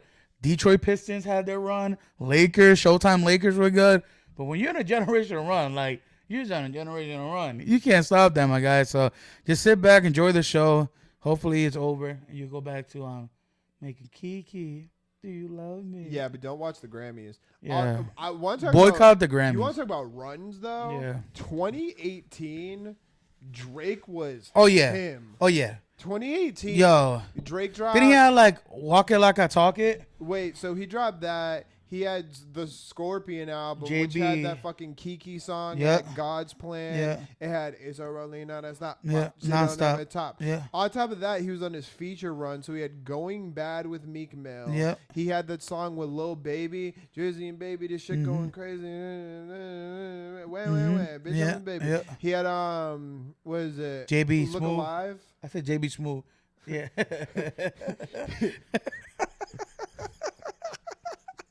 JB Block Boy. Same shit. Also, shout out to JB Block Boy. This Man, like, motherfucker Drake is on a run right yeah, now. he made 2 songs in depth. Like, Yeah. it's Fucking- like designer. And I Pun, feel like pun, that's pun, not even pun. it. Like I feel like he had more, but that right there is like We should just look it up. 8 fucking songs. Yeah. Oh, he also had fucking Sicko Mode. Oh yeah. How you forget? Like probably like the Dog, that's 8 songs Yeah. right there, and that's just me like spitballing. Mhm. Like Drake was fucking hit. Oh, he had that other song, Care for Me, Care for Me. So he had Sicko Mode. He had Never Recover with Lil Baby. He had Yes Indeed. He had Flip the Switch, In My Feelings. I'm Upset. MIA Going Bad. Bro, Nonstop. What's that Bro. fucking song? Yeah. Nice for what? Nice for what? Nice for That's what? it. Yo, he is going crazy. 2018 Drake. That was a generational run. That ass like 10 years. Yo, he pretty much made like if he was a basketball player, he could have been in the Hall of Fame for that 1 year. Just that 1 year. Honestly, That's like if Michael Jordan winning the regular season MVP, All-Star Game MVP, Finals MVP, Eastern Conference Finals MVP, winning the championship, and then going to the fucking Olympics and bringing home gold. That was the run that Drake was in. Shout out to that Canadian. That's a bad motherfucker, bro. I'm like looking back on it now, and the only beef Drake has gone through where like I feel like he's gained respect from me, and I feel like this is like other people too, is Meek Mill. Yeah. Oh yeah. That. Granted, he did go on that run immediately after the whole Pusha T thing, but the Pusha T thing was like, maybe you don't like black people so much. Also, first of all, let's just get it square. You do not mess with anyone with cornrows. That was his first mistake. Yeah. Pusha T's out here still. We saw Pusha T at Virginia Beach. Pusha T, I'm gonna tell you one thing, guys that don't know. Pusha T, he's about it. He was walking the streets of Virginia Beach with his entourage. I mean, but he had like no security or nothing. He was just, I remember we saw him and we were listening to like God's Plan we changed the song and put infrared. Yeah. We're like, nah, we big fans, big fans. We were like watching from the balcony, like big fans, push I'm it out to here banging out the grinding beat. Yeah. I'm so boom, boom, boom. I hear singing like Drug Dealers Anonymous and shit. Yeah. Like, oh Only my god. Jay-Z's verse, though. Yeah. No, but I'm like thinking about this, and the Kanye beef was like right around the time when I started being less interested. Yeah. Because that was right around the time when because he was beefing with Kanye, and then you had the drop of Donda and the drop of Certified Lover Boy. Yeah, and the two of those albums are so different. So different. I've been on this Donda wave. You know this for the last week. It's cool when you go back to an album and you just rediscover it again. Such a dope album. But go ahead. Yeah, I'll just love that album. But bro. the two of those. So like, I've said this to you. Kanye West he says it perfectly in that fucking song. Sophisticated ignorance. Why my curses and cursive. Yeah. But like, Kanye West has mastered sophisticated ignorance. He's the only person that can make you believe that he believes in God while simultaneously talking about getting bleach on his t-shirt from someone's asshole. Yeah, and all I want for my birthday is a big booty hoe. Yeah. Like, I feel like Kanye West is really good at like toting that balance. Oh, yeah. But like, I would say like relatively, it's like a mature album with like Kanyeisms, opposed to like Certified Lover Boy, where I'm like, bro, like even the titles kind of like. It's crazy. Didn't he have like the pregnant girl emojis? Yeah, he had that. And then he had like a bunch of songs where he was like indirectly talking about Kanye, and it just felt like very like high schooly and like immature. I don't know, man. But that was like right around the time when I was like, and then he started doing stuff with the 21 Savage. And I was like, this stuff is like cool, but like, I don't know. Nah, the Meek Mill beef was dope because he did back to back, and that one was crazy. Yeah, back to back was crazy, and then I remember like there was like rumors that he played back to back all night while purposely renting a hotel room above Meek Mill's hotel room. Yeah. And they threw a party and they played back to back all night, which is crazy. You imagine like after the 10th time, he's like, yo, bring that back. You're like, yo, bro, there's other songs. And he's like, yo, I'm paying you to play back to back all night. Like, well, that's the thing. You do have to play it back to back. Yeah, it's crazy. But yeah, no, Meek Mill's definitely took a lot of L's. I remember we went to go see. Yo, he's like the L king. They should call him Big L. But I remember we went to go see Drake and the Migos at TD Garden, and then the day after he brought out Meek Mills. Yeah, remember it was like on a Sunday. I'm like, bro, you should have brought him out on Saturday if anything. But I mean, I wouldn't really care that I missed that because we hockey see Meek Mills at and Made in America. Yeah, but in Philly. Best place. Yeah. Also, that was the first time I think I've like seen and acknowledged the diamond chain in real life. Oh yeah, that was crazy. I remember like seeing him wearing it, and the way that shit shines. Oh my god, fucking like a diamond. Insane, yeah. Get that. But yeah, no, that beef was crazy. And then he did like that.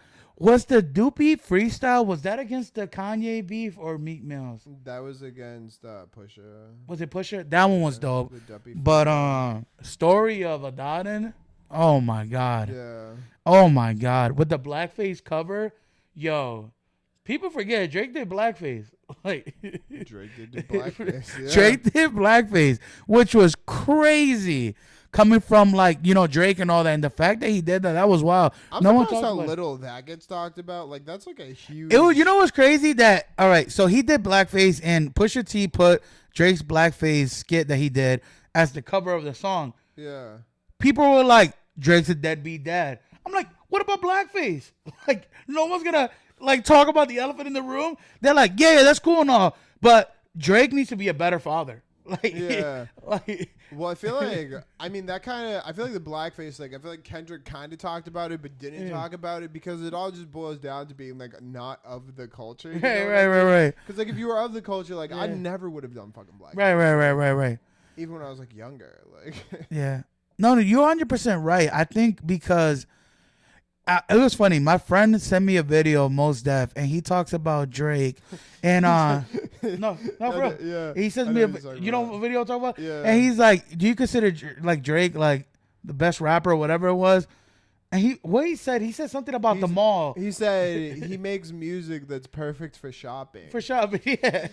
And then he says when that all comes down, like, and it's gonna happen, like eventually they all have their downfall. Like, what the fuck are people gonna do? Like, it's crazy in the way he put it in perspective. Because say what you want, like obviously Drake, he threw his blows like against Kendrick. But Drake's been taking mad L's. Like, ever since that whole beef, he's just been, if it's not like the Toronto Raptors thing, the Toronto, whatever it is, like, even like the BBL Drizzy stuff, like Rick Ross, I mean, it was like everyone was going after him. It was like an initiation when you trying to join a gang. They were straight jumping, my boy. Like, it was crazy. Like, that was... Drake was so like, yeah. I feel like a lot of it was just like a lot of things that people weren't saying, right? And then it just all kind of like rise to the top. That's one thing. If there was ever a script, because you know people talk about the NFL has a script, NBA has a script, like they know who's gonna win the year, like everything's a script, right? Life has a script. You know who doesn't read the script? Kendrick Lamar. I feel like they were like, all right, Kendrick, throw a couple of jabs. Like, it was like the Mike Tyson and Jake Paul fight. It was like, Mike, we're paying you to hold back your punches. And I feel like Kendrick was like, fuck all that. Like, I'm just going to go in. Because certain things he says, like, they could never rekindle their relationship. Meek Mills and him, they rekindled it, whatever. Pusha T generally hates Drake. Like, Pusha T does not like Drake. I don't think he would ever rekindle his relationship. But what I'm trying to say is that shit was said that is like, you just can't take that back.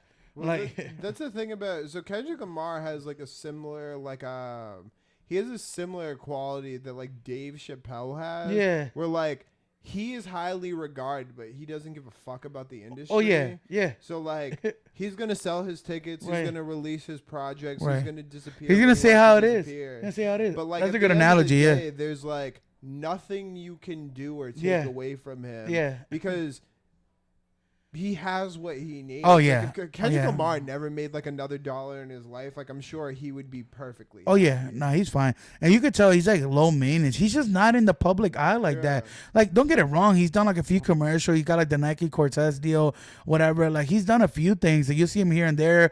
He performs. Obviously, he's doing the Super Bowl this year, so he's out there in some sense.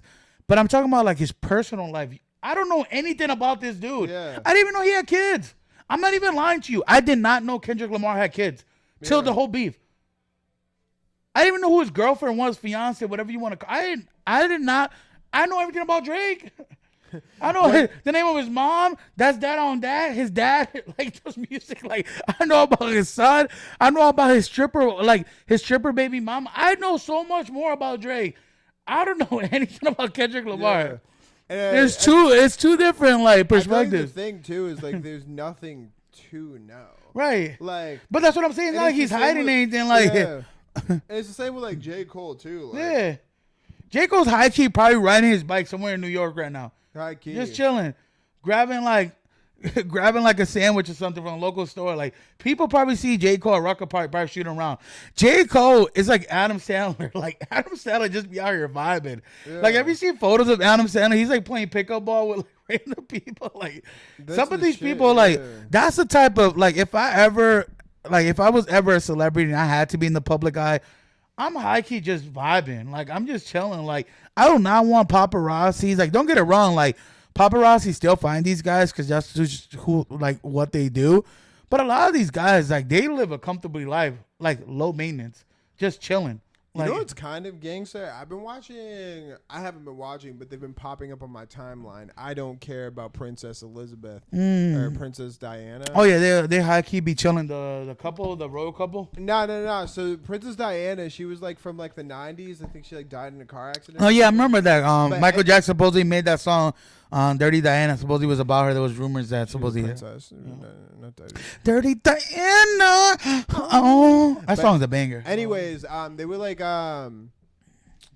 so I've been seeing a bunch of videos and like apparently she would do a bunch of stuff so paparazzi couldn't like get their like photos and stuff, Yeah. or she'd like devalue them. Yeah. So like for instance, like if she parked her car and the like entrance was here, Yeah. she would just get out of the car, walk backwards, and then walk sideways to the entrance. Oh, I see what you're saying. Or she'd like wear the same outfit a lot. Yeah. So like when paparazzi went to go sell it, so they'd it be looked like worthless. the same one. Yeah, yeah. Or like there was like other things where like she would like position her hat like certain Right. ways. But it was like kind of cool. But when I was watching it, I was like, I feel like that's the kind of like poise and like tactics that like only like a princess or like royalty would have. You know what I mean? Right. Like the way that she did it. It was just like had Princess such of, Jasmine like, when a she snuck down poise to go it. mess around with Aladdin. She was out here like Yeah. incognito with the little. You remember that scene? He out here took her magic carpet ride. Meanwhile, her dad thought she was sleeping in her palace. I was like, that's so much different than like Britney Spears, like Yeah. accidentally showing her. Yeah, or Michael Jackson like Costume. dangling kids off the balcony. Yeah. That was crazy. I remember. These children- You know what's crazy? Like talking about that, like early 2000s. Remember, like the paparazzi's been around always, right? We know that TMZ, everything. We get that. But there was definitely a phase, and there's been like Netflix documentaries. Yo, shout out to all the Netflix, shout outs because we do want their sponsor.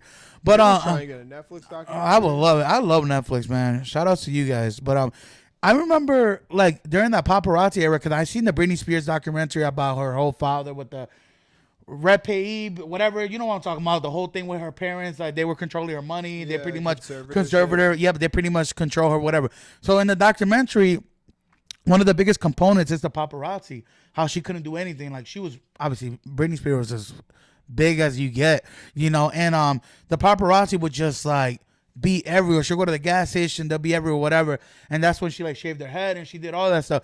What I'm trying to get to is, remember how there will always be like some weird scandal with celebrities? If it was the Michael Jackson with the balcony kids or Britney Spears shaving her head, I feel like there was always, I don't know if it's still a thing, but early 2000s, there was always some controversial like thing with celebrities in the sense. And I'm not talking about, we still have controversial subjects and things that are happening, but I'm talking about shit that was just way odd that doesn't happen as much as it happens now, right? Well, like I just feel that, like I think what remember was- reading like those tabloid magazines and you would see like a photo of, you know what I'm saying? It was I like, do. So I think what was kind of happening was like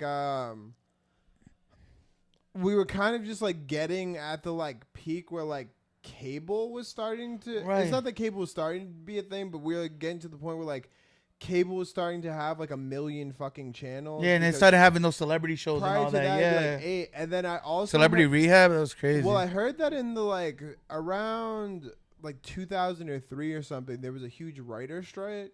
So basically what that means is like no new shows are getting made. Right. Like there was a writer strike a couple of years ago. Right, I which is remember why that. a lot of your shows are delayed.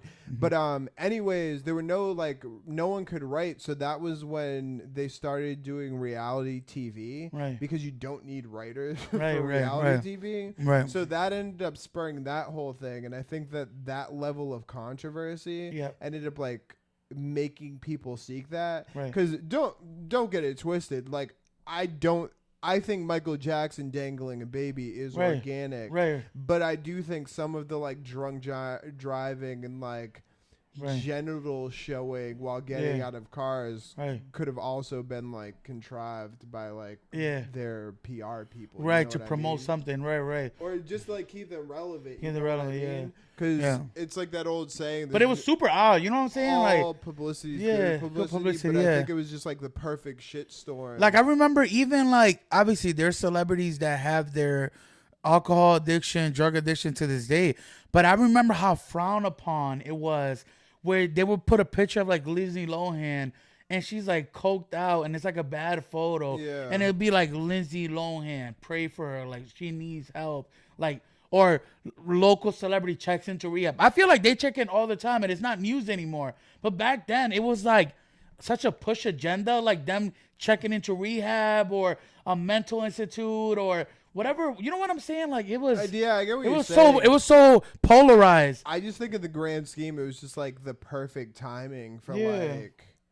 like cable was getting big, the internet was Right. starting to be a thing, and I Right. think they just realized that's what worked. And at I the remember, time. there was certain magazine companies. Also, mental health wasn't like a thing, so I Right. think that was like right before like the like mental health wave we're on Right, now. We're right. like, because now if somebody's like drugged out and like DUI, people Yeah. are like, yo, get this person fucking help. Yeah, get him help. Like Yeah. you kind of saw it with like Kanye West. Like Right. some of his interviews just got deleted. Yeah. Like, because they're like, we're not gonna do that. Yeah, Opposed yeah. to like if it happened 15 years ago, Right. they would have clipped it up. They would have done this. They would have yeah. like done. Oh yeah, no, everything. no, yeah, and it goes. You're 100% right, because back then, it was like literally like you would be put in front of a group of people and they would just like bash you. Yeah. Like it was like a like if you were caught doing drugs or an alcohol, or you were considered in rehab, or even if you had like an affair, it would be like literally a roast. Like everyone and their mother, every magazine company, whatever, just be like shaking their head like, how could you? Yeah. How could you have that affair? Now you have an affair and everyone's like, ah, and people move on quicker. Back then, people would hold that to a core. Yeah. And there was no like, I'm sure there was empathy for like, you know, people with addiction. But I feel like back then they were just like, just stop smoking. You know what I mean? Like, Yeah. just say no. Like, I don't think that there was as much info, but you kind of like said it as well. Like at the time, everybody was getting their information from magazines. right. So like you're only when there's only 5 sources of information. Yeah. Only 5 sources of Newspaper at the information time, to get yeah. your thing from, and Yeah. all of them are in cahoots Yeah, with each other. right. You're gonna get that narrative. Well, I remember there was one magazine company. I don't know if it was the National Enquirer. I don't know which one it was. But I remember there was definitely a magazine company, because I used to work at Cyber Shop, so the magazine lady would come. Yeah. And some of the magazine titles were so fabricated, but they were non-fabricated story. It would be like Britney Spears caught with a UFO. Like, you know, I remember like it was so crazy growing up, and it'll be in the front page. It'll be like Bigfoot sleeps with Lizzie Lohan. I'm like, bro, where are these sources? But it was entertainment. People were buying them. Like, sure, yeah. But you're right. There was no like fact check. It was just, well, it's in the magazine. It has to be true. It was that, and it was also just like only so many things. Like with like YouTube, Instagram, TikTok, it was like, right. oh, I don't care about like this celebrity. I Yeah. care about Kai Cenat. Right. Oh, I don't so care it's about easier to subcategorize it Yeah, to what you're exactly. focusing on compared to, you know, whatever People's Magazine. You're only care about what's happening with Justin Timberlake, but you're like, oh, what's going on over here? Like, Yeah. like you start reading about an article. I'm like, such a shame, such a good person. They were on Disney Channel, young Disney kid, and look at him now. Such a shame. Like you could sell out like a stadium now and have Yeah. nobody know who the fuck Oh you yeah, are. absolutely. Like- Yeah, I feel, and a lot of these celebrities were polarized to the fact that they were just in the public eye so much. Yeah. Like a lot of these celebrities, again, I'm pretty sure they're still doing the same shit they did 15 years ago, but they're not like as polarized. Like I feel like just the media and people and us, civilization, we hold these people to such of a high accountability that they were like gods. Like whenever they messed up, like the whole world knew about it. You know what I mean? Like it was crazy, man. Well, the only time you see it get like big now is if it is like the polar opposite of what their branding is. You Right. know what I mean? Right. So like if a good example is like Matthew Perry. Right. So like people's perception of like Matthew Perry Yeah. was he was the guy on Friends, so Right. like you assume he's this clean Right, cut right, guy. right. But then he ends up coming out being like, "Hey, I'm addicted to this. I Right. have these problems, Right. whatever." And it's people are such- like, ugh, such what's of going like on? Yeah. such of like a juxtaposition Right, that right, like right. makes the news. Yeah. Opposed to like, or like if Kevin Hart got like a DUI, you'd be like, "What the fuck?" Yeah, or Kevin someone Hart. else just had a DUI. Justin Timberlake. Oh yeah. I remember that. No, that's a good point. Yeah. And I remember because he did that small office little tour thing, whatever, where it's like that little Tiny desk? whatever. Yeah. Yeah, he did that. And I remember everyone was like applauding him. And then he got the DUI and people were like, nah, Yeah. cool. Like it was crazy because it wasn't like it was out of his It's character. just off brand. Yeah. Opposed to like if Kid Rock got a DUI, that would They're like, be, or like Johnny Knoxville or like And that's kinda- Steve-O. Like they're like, oh, it's just who they are, you know. Yeah, it's kind of like it all just boils down to branding. I mean, that same thing that you kind of saw during like the cancel culture era, Right. when it was like, oh my God, I can't believe he said this. But then like Bill Burr would go out and say the same thing. It's Yeah. like, yeah, but Bill Burr does that. Yeah, he does that for a profession.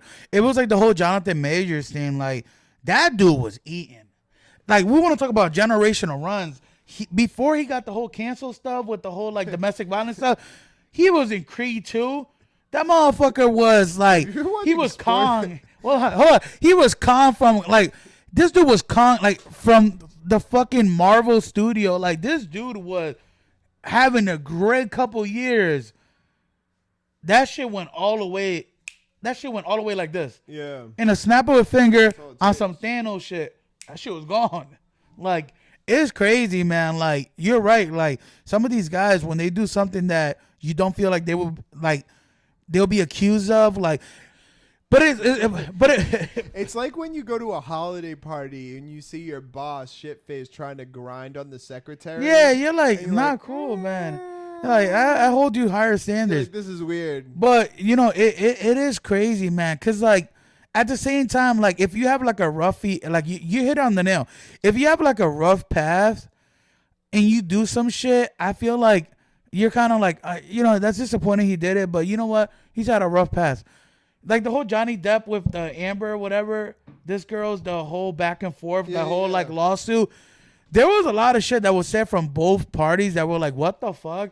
Like, she was like a cute little blonde, whatever, and everyone was like, oh, she's adorable. Like, then it comes out that she shit on this dude's bed, left a turd. Yeah. And then it was like, and bro. It's the biggest news ever. And like, no one cares that they got into a fist fight. No one cares that she threw a bottle. They care that this chick threw a massive turd right in the middle of his bed. It was out of character. But I feel like with him, because he's like dealt with addiction and all that, her defense was like, yo, he's like this alcoholic, drug addict, whatever. And everyone's like, yeah, but it's fucking Johnny Depp. Like, we know about that. He's Captain But Jack you Sparrow. took a shit in his bed. Yeah. And that's not cool because that's not your character. You know what I mean? Or not your character that we thought it was. You know what I'm saying? So it is. Nah, for sure. That's hilarious. But that's the name of the game, though. It's just like, if you're gonna create like a public brand, just like make sure that there is some level of like authenticity. Because if you slip up for like the wrong thing. Oh yeah, yeah. I mean, you gotta be consistent. If you're gonna fuck up the same way you've been fucking up your whole career. Exactly. Don't switch it now, bro. Just keep going. I like golf girls. Yeah, that's crazy. That's do with it when you need to. That's crazy. It's like the guy that he's like, oh, I'm scared of big titty woman. I'm scared. Oh man, but yeah, no, that's that. But yeah, shout outs to Paparazzi. Also, shout outs to Lady Gaga. Paparazzi song, that shit was Paparazzi. I'm a biggest fan. I was more of a poker face guy. Yo, generational run, Lady Gaga, bro. Did you just watch a sports documentary? Nah, I'm just talking about generational run. Nah, because we talked about a few. We talked about 2018 Drake. Like, give Lady Gaga her flowers. Like, I'm not the biggest Lady Gaga fan, but I was out here like poker face. I was in the club like poker face. It's like when you learn a new song, like, yo, he's such a narcissist. Like, you learn new word, you know. So, that's but funny. Yeah, no, Lady Gaga, she definitely hold it down for a couple years. Generational run. Oh man, but yeah, I don't know what you want to talk about. Well, now we're gonna do logo shit. Oh yeah, we only got 22 minutes. Man, time flies when you're having fun. We also didn't prepare anything for Daddy December. Oh yeah, we didn't. That's true. Yep. We're still trying to figure out how that's gonna work. But I just joined a new gym. Oh, give them a shout out. Put the plug. Tell the address. Tell how much you're paying, and tell the pros and the pros. Because we don't do cons. We're local businesses. They're perfect. They're the best gym ever. No, so it's called Uncaged Fitness, and they're located right off of Lincoln Street by I don't know, by like Great Brook Valley. You know what I'm talking about? Yep. So Worcester, Mass. They're like over there. And the reaon before I had two memberships. I had Planet Fitness and I had the that Y. podcast money, man, it's crazy. Hey, no, but I had Planet Fitness and the Y, and I like the Y for certain things. But Planet Fitness had better hours, arguably the best hours in Worcester. Mm-hmm. But the problem with me is I have trouble sleeping. Right. So like when I wake up, like I'd prefer to just go to the gym, but a lot of times I'd have to like wait till 5 or like whatever. Right. And this place, you have 24/7 access. It's only, before I was paying $25.99 for Planet Fitness and $40 for the Y. So I was paying $60 a month.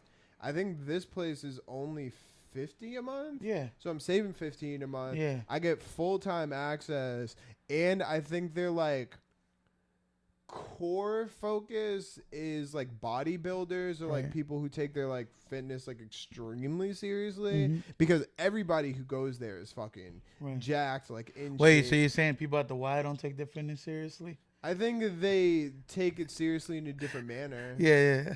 Like this place, they have like a supplement shop. No, yeah, I'm missing pre-workout. Yeah. They have protein. They do shakes. Right. They have like posters for like they have like a poster if you want to get on like testosterone, like a doctor who will like consult you on it. Right. They have a posing room, so like if you're like training to do. That's like what Keenan be 80% of the time. Yo, high key. Yo, I gotta wear this hoodie because I'm afraid to even show you legs. Nah, put them down. Put them puppies down. I'm about to get roasted for wearing shorts in fucking December. No, but they have like a posing room. They have a sauna. They have an area for boxing. They have an area for like cardio, and plus they just have like a wide range of machines. Nice. Like today I did legs, and they have like a lot of places have the shit where you like lay on your back and you push it. Yeah. But they have the one where you can like put it on your shoulders and you go down, which is just like way better if you're trying to like work on your mobility and stuff. Right. But like overall, that's why you wear the shorts, ladies. Yeah, high key.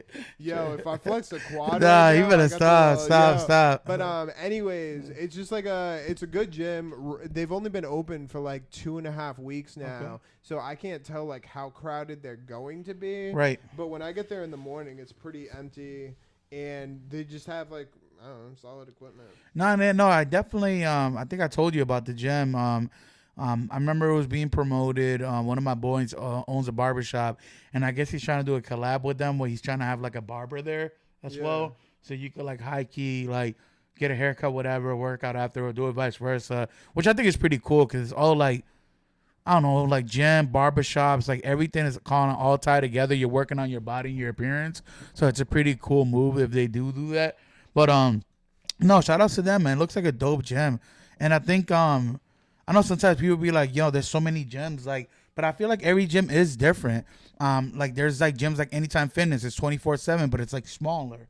Yeah. There's gyms like Planet Fitness, which are dope. They're cheaper, but I just personally don't like certain things that they offer or certain people that go there. I'm not a big fan of. And I'll be straight up, bro. Go to Planet Fitness, bro. Like, yo, shout out to everyone that's working on themselves. Like, I'll be the last person to judge, but it's just more of like, just the vibes that I get from Planet Fitness is not the same vibes that I get from my gym. You know what I'm saying? So it's like, yeah, I was just talking to somebody about this, and like, so one thing I like about this gym is because it is more like, I don't know, I feel like a lot of the people there are just like high performing in general. Well, they know what they're doing. They've probably been doing it for a couple of years. They have a plan. I feel like some of these other gyms I'm not even talking about the workout though. Like you go into the parking lot and like it's a small gym and like it's low key a coat.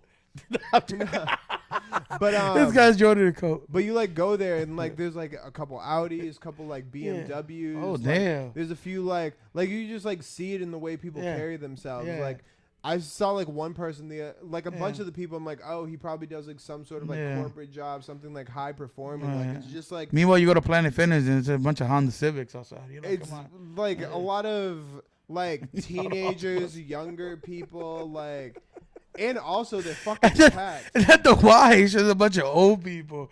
It's like High this key, is cool and all, but like. Whose minivan is blocking me in right now? It does. It provides a different level of like motivation. No, 100%. I mean, you are what your surroundings are sometimes. Like, don't get it twisted. Like, you know, I feel like definitely that gym is for more of, you can definitely use that as motivation because you get inspired by others as in anything in life, you know. So that's pretty dope, though. It's definitely different. It's but going to be a sexy summer. Summer coming up. Ooh. Yeah, we're coming. Yo, by episode 100. Oh, like what is 2 it? Years. Ah, Is it like 2 years? Yeah. Okay, by episode 55, when we got Gary V in. Yeah. Your boys, yeah. And matter of fact, I'm saying it right now. Episode 55, I'm doing the episode without my shirt on when Gary V's here. I'll have my shirt on, but I'm having my shirt off. So remember me. Episode 55, only 50 episodes away. That's 50 weeks. Should be able to hit my. I go by that. High If key. I call out that day, you know why. I'll chop it up with Gary. Yeah, no, I'm definitely not missing that. That's crazy. Like the one time we have Gary V in, I'm like, I can't make it. Local. I haven't really done anything local this week. I know we did the wrestling last week. We talked about Cafe Neo. I talked about Baja, but nothing really. I just had a boring week. Another thing is what the fuck is the name of it? I forget the name. It's like Redemption Rock Brewing. They're closing. Oh, And I didn't go there that often, but I was like reading an article and like so. Do you know what the third place is? no. So the third place is like so. What we're starting to do is we're starting to lose the third place. So like.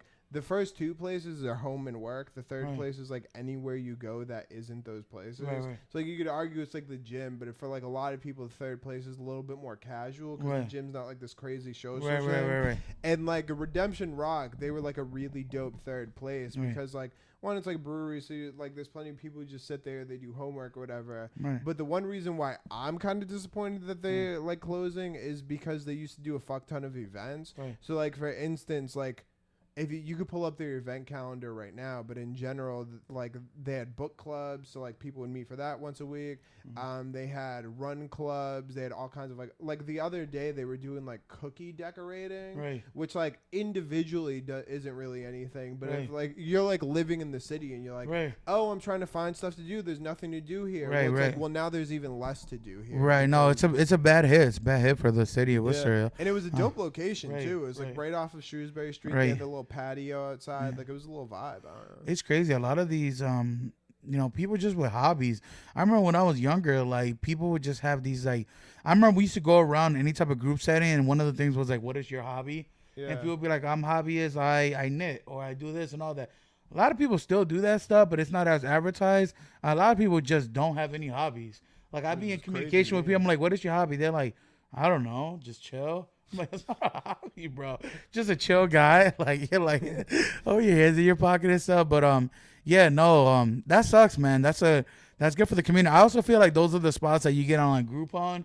It's like, yo, come join like this paint class or whatever, you know it is. I remember I did that drunk painting class once. First of all, I'm a horrible painter. It was definitely a good time. But I definitely see how fun it is because they have like the alcohol you're painting. By like the fourth instruction, no one's paying attention to the instructor. Yeah. She's like, oh, paint outside the line. I remember we did a sea turtle.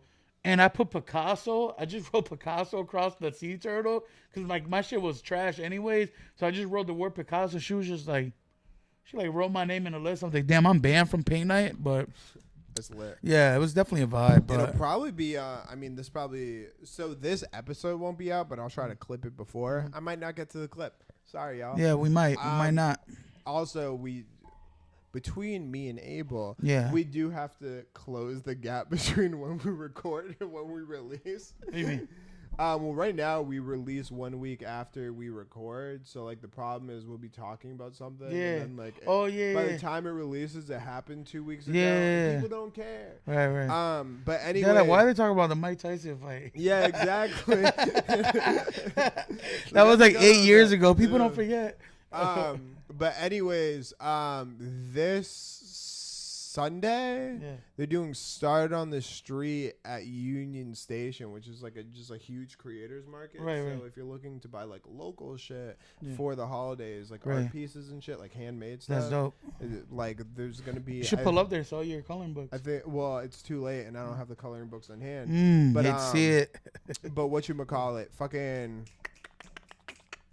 It's just really dope. Also, if you just like seeing like local art. No, that's super fire, man. A lot of those stuff is out there. Like you come across a lot of those things on like Facebook, right? For the most part. I do that. I also like where can people find this? Like for the audience, like where could they know about these programs? Like how do you find about them or come across them? Facebook events is like a good place to start. Yeah. But like honestly, the best way to go about it is find like a big establishment within your local area that does something you like. Right. So for instance, if you like art, follow the Worcester Art Museum. Right. And then literally just go through their followers. Branch out. Yeah. Go through their followers and then just follow who they're following as well as smart. them. Because like realistically, like if you're trying to like join a group, that's where you're gonna get all the info. Right. And then they're gonna be adding each other, so like you could very easily start to like form the connections, you know. Absolutely. Yeah, and that's how you network, man. You gotta make sure you get out there, meet new people. The point of this, man, is get out there, get out of your comfort zone, try new things. You might find something that you really like, and go support local businesses, man. Get out of the house. That being said, I just buy a bunch of shit off of Amazon yesterday. Like, Looks like someone didn't watch the documentary on the shopping sprees. Yeah. I'm like, damn, Keelan, a fifth hoodie? Do you need that hoodie? Yeah. Well, so for my like other account, I have like the digital coloring book that's been made, but this week I've been like actually working on getting the physical coloring book made. Nice. So there's like 3 different places I use. There's a place called Lulu where like they'll do it. There's another one called Ingram Sparks, and then there's KDP, which is like ran by Amazon. So I did all 3 of their templates just because I want to see who has the best quality, because like paper quality matters with like coloring and shit. But in order to get a book on Lulu, I was able to get the formatting was like kind of difficult, but I like figured it out. But that ended up like setting me up for all the other ones. So on Lulu, it took that they were able to give me pricing basically like immediately. So like one book from them would cost me $6.99. Right. Ingram Sparks, they require 3 days because they have to like do quality control. Right. So I don't even know what the pricing is. Right. KDP took 4 hours. A book cost $3.69 to get made, which is crazy. Right. So I don't know who that's useful for. No, that's good. I mean, that's free game. We call that free game. So. But the dope shit is like as far as like publishing goes, like publishing. So like these companies like Ingram Sparks will like legitimately like work to like get your books put into stores, which is dope. But the dope shit with like KDP is if you're trying to like sell your book online, like it's all through Amazon, so it's print on demand. So basically, like you can just like promote the shit out of your stuff, have people buy it off of Amazon, and you don't have to have any. You're not like that hands involved with the inventory. Yeah, exactly. It's just as needed, and there's no like upfront investment. So like I priced the book on Amazon at $14.99, and I think I get like a $5.89 profit. Right. You would get more if you had it on hand, but the problem is you have to like invest in the thing. You have to have the and then you end up like Will Smith with all those computers. You're like, I can't sell these. Like, exactly. Yeah. But I don't know. That's been kind of chill. No, that's dope, man. That's definitely good. Me personally, I'm looking for new hobbies myself. I mean, I'm kind of like I just been so focused on my health. I'm the gym. I'm there like twice a day sometimes that. I work during the morning and I go to the gym, work during the morning, nap, go back to the gym. So I'm not really like getting out there as much. But obviously with this podcast and, I'm really trying to get on socials, on TikTok, trying to post more, just kind of motivate others through my weight loss journey and everything. I definitely have to get out there more, try new things, get out of my comfort zone, just where I can have more things to either promote, talk about, try to get people to, try new things. But yeah, that will be my goal for next year, for the new year coming through, is definitely just trying to get out more, do things around the city, not just around the city, just in general, just where we could, talk about and promote local businesses that are out there that just need all the promoting and all the help that they could to get their names, their brand, and their product out there. So speaking of which, shout out to Ziggy Bombs. Yo, Ziggy Bombs, that's a big one. We talked about that today. Me personally, I met, obviously the creator of the whole Ziggy Bomb, Mike Levish.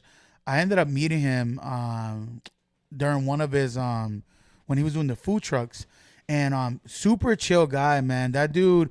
One thing about sometimes, man, when you have certain success like that, it can kind of get to your head or whatever it is. That guy, man, he's been the same. Like everything that every time that I met him, he's always greeting me the same way. When he was doing the food trucks, I remember my boy was the one that put me on. He was like, yo, you got to try these sandwiches. Like, they're not just, your regular, sandwiches. The way he does it, he puts a little twist to it. He's very creative. And you got to support, like, local business. So I remember my first time trying it, man, there was a big line. I tried it. Sandwich was different. It was good. It was full of flavor, and you could tell he's really worked on his craft and he's really like proud of it. Yeah. So like I said, Mike Devish, man, like shout outs to him, man. Like for Ziggy Bomb, I think he's up to his 3rd store now. Yeah, he has one in Brookline. Yeah, he has one in Brookline. I think he's just opened one in Leicester. Or he's working on that one, and he got the one in Worcester. They always have different stuff on their menu.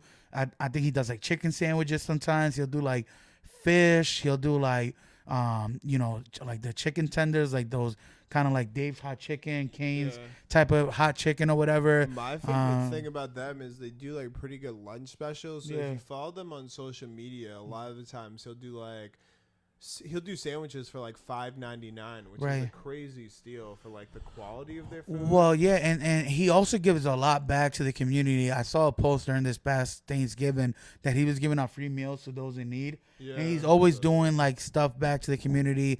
So these are the type of businesses we got to support, man. Like, I feel like we support for the most part as far as the community in Worcester, but I do feel like there could be more support. So definitely, if you're ever contemplating on, grabbing a sandwich spot from, a big corporate place or whatever compared to a small business, go to the small business, even if you have to pay more, or you might not.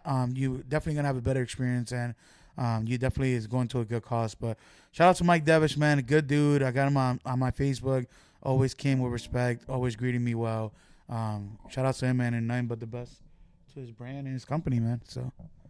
Absolutely. Yeah. Maybe one day we'll get Mike in here on the podcast, kind of hear his story. I feel like he has an interesting story. Like, I know some of the outlines that he's talked about, how, where he came from, how he started, the whole branding, the name, everything. And I think he'll be an awesome person just to learn a little bit more about.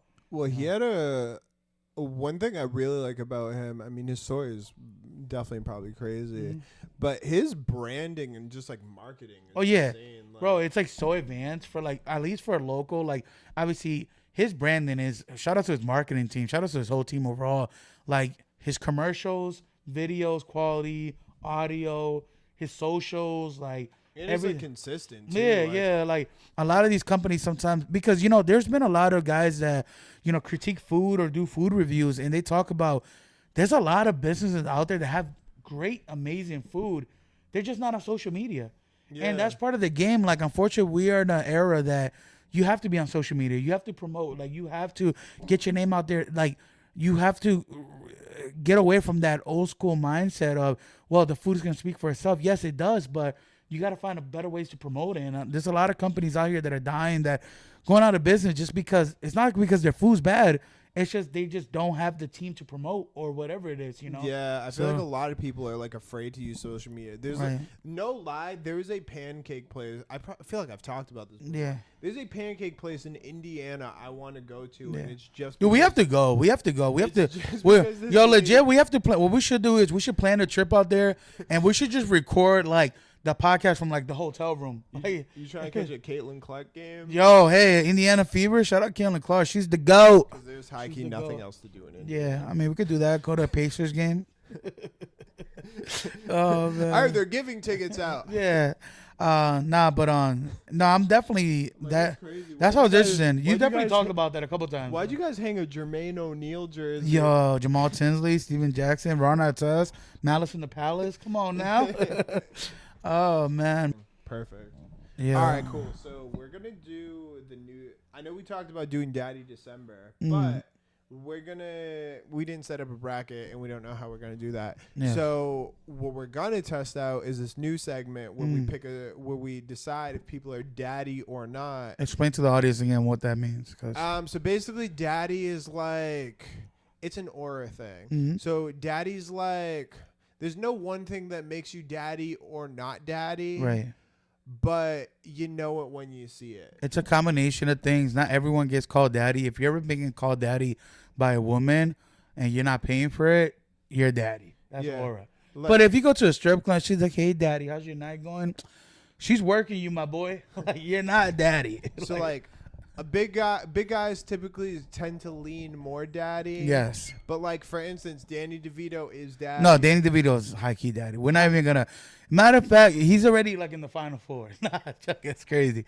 But nah, that's daddy. But like muscles will typically make you daddy. Some muscles However, don't. Terry Crews not daddy. Not daddy. Good guy. Seems like a good guy. Great, Just good not guy, daddy. Just not daddy. Not daddy. Yeah. However, Julius from Everybody That Hates Chris. Oh, he kind of gets daddy by a little cheap bastard. Yeah. Like, but nah, he's still not daddy. Still not daddy. Because we have to put a thin line. We have to stay firm at our decision. We can't wish and wash back and forth. And also, I feel like there's some close calls that we have to just make sure we're firm on. We're not breaking character for anybody. Also, depending on the character, though, that can determine if you're daddy or not. Yes, absolutely. For instance, Adam Sandler doing You Can Do It in a Rob Schneider movie, not daddy. Not daddy. Adam Sandler, Big Daddy. Daddy. Yeah, Big Daddy at that. All right. No pun intended. So I had ChatGPT generate a list of 15 names. And these are coming in hot, boys. We may not know all of them. But Yes. I'll tell you if I don't know the guy. Also, I'm gonna Just give me like 40%. Yes. All right, so we're starting off hot. We got Bob Saget as Danny Tanner in Full House. So remember, we're going based on what the title of ChatGPT is giving us, or we're going the full portfolio. So we're going after the character. Oh, that's good because that's key. Bob Saget comedian tour, daddy. Daddy. Bob Saget Full House, not daddy. I'm sorry. He's not daddy for me. He's literally a daddy in the TV show. But and I'll say my case, and you can say yours. The reason why he's not daddy, I feel like in a sitcom you can only have one daddy, and we know who that is. That's John Stamos in that one. That's daddy. Uncle Joey, funny dude, not daddy. I feel like if there was a daddy tier from Full House, John Stamos, then I would go Bob Saget, and then obviously Uncle Joey in the household. But I might even give it to Kimmy Gibbler. She might be more daddy than Uncle Joey. I mean, grown Kimmy Gibbler. Oh, Mommy, for sure. That's a different segment though. But so what is your take? I say I'm gonna go. Nah, daddy. I would give him. I say he's kind of daddy. He was kind of corny though, in the show. Just in the show, he was a little bit too uptight. I just remember. He went on a couple dates and a couple episodes. My memories is like him just going on dates, just being like, "Yo, watch the house." I'm going out doing daddy. And he held down the house. But he would always come back from the dates and he would like, "Oh, it didn't work out, but you girls are the love of my life," because they didn't like his wife like passed away. That's why he was like a single dad. You're right. Your wife died. Yeah, He's not daddy. That's crazy. He's Bobby. That's crazy. R.I.P. though. Nah, not daddy. Not that. No, but I remember he would come always from like his dates, and they'll be like she'll be like, she would never be mom. He's like, don't worry, girls, she's not gonna be mom because it didn't go well anyways. Like they were always pushed that agenda. He's just not daddy to me. That's it. I'm sticking to the thumbs down. Not daddy. I feel like he was daddy because he was like head of the household. He was going on dates. Like I don't know. He couldn't even raise his kids by himself. He needed help of two individuals. He's not daddy. I feel like Will Smith, Pursuit of Happiness, taking care of a kid by himself. Daddy. He only had one kid. Yeah, he had to sell freaking computers and take care of his kid. Like that was tough. Bob Saget had. He had a nice house in San Francisco. Yeah, exactly. Having a nice house in San Francisco that's not daddy. That's daddy. Nah, I feel he had it too. He got it too good. I feel like if this was Boy, having it good is daddy. I feel like this was Boy Meets World. He'll be Corey, not daddy. You know who's daddy? Sean. Sean went through some shit. He had a leather jacket. Yo, Sean is definitely daddy.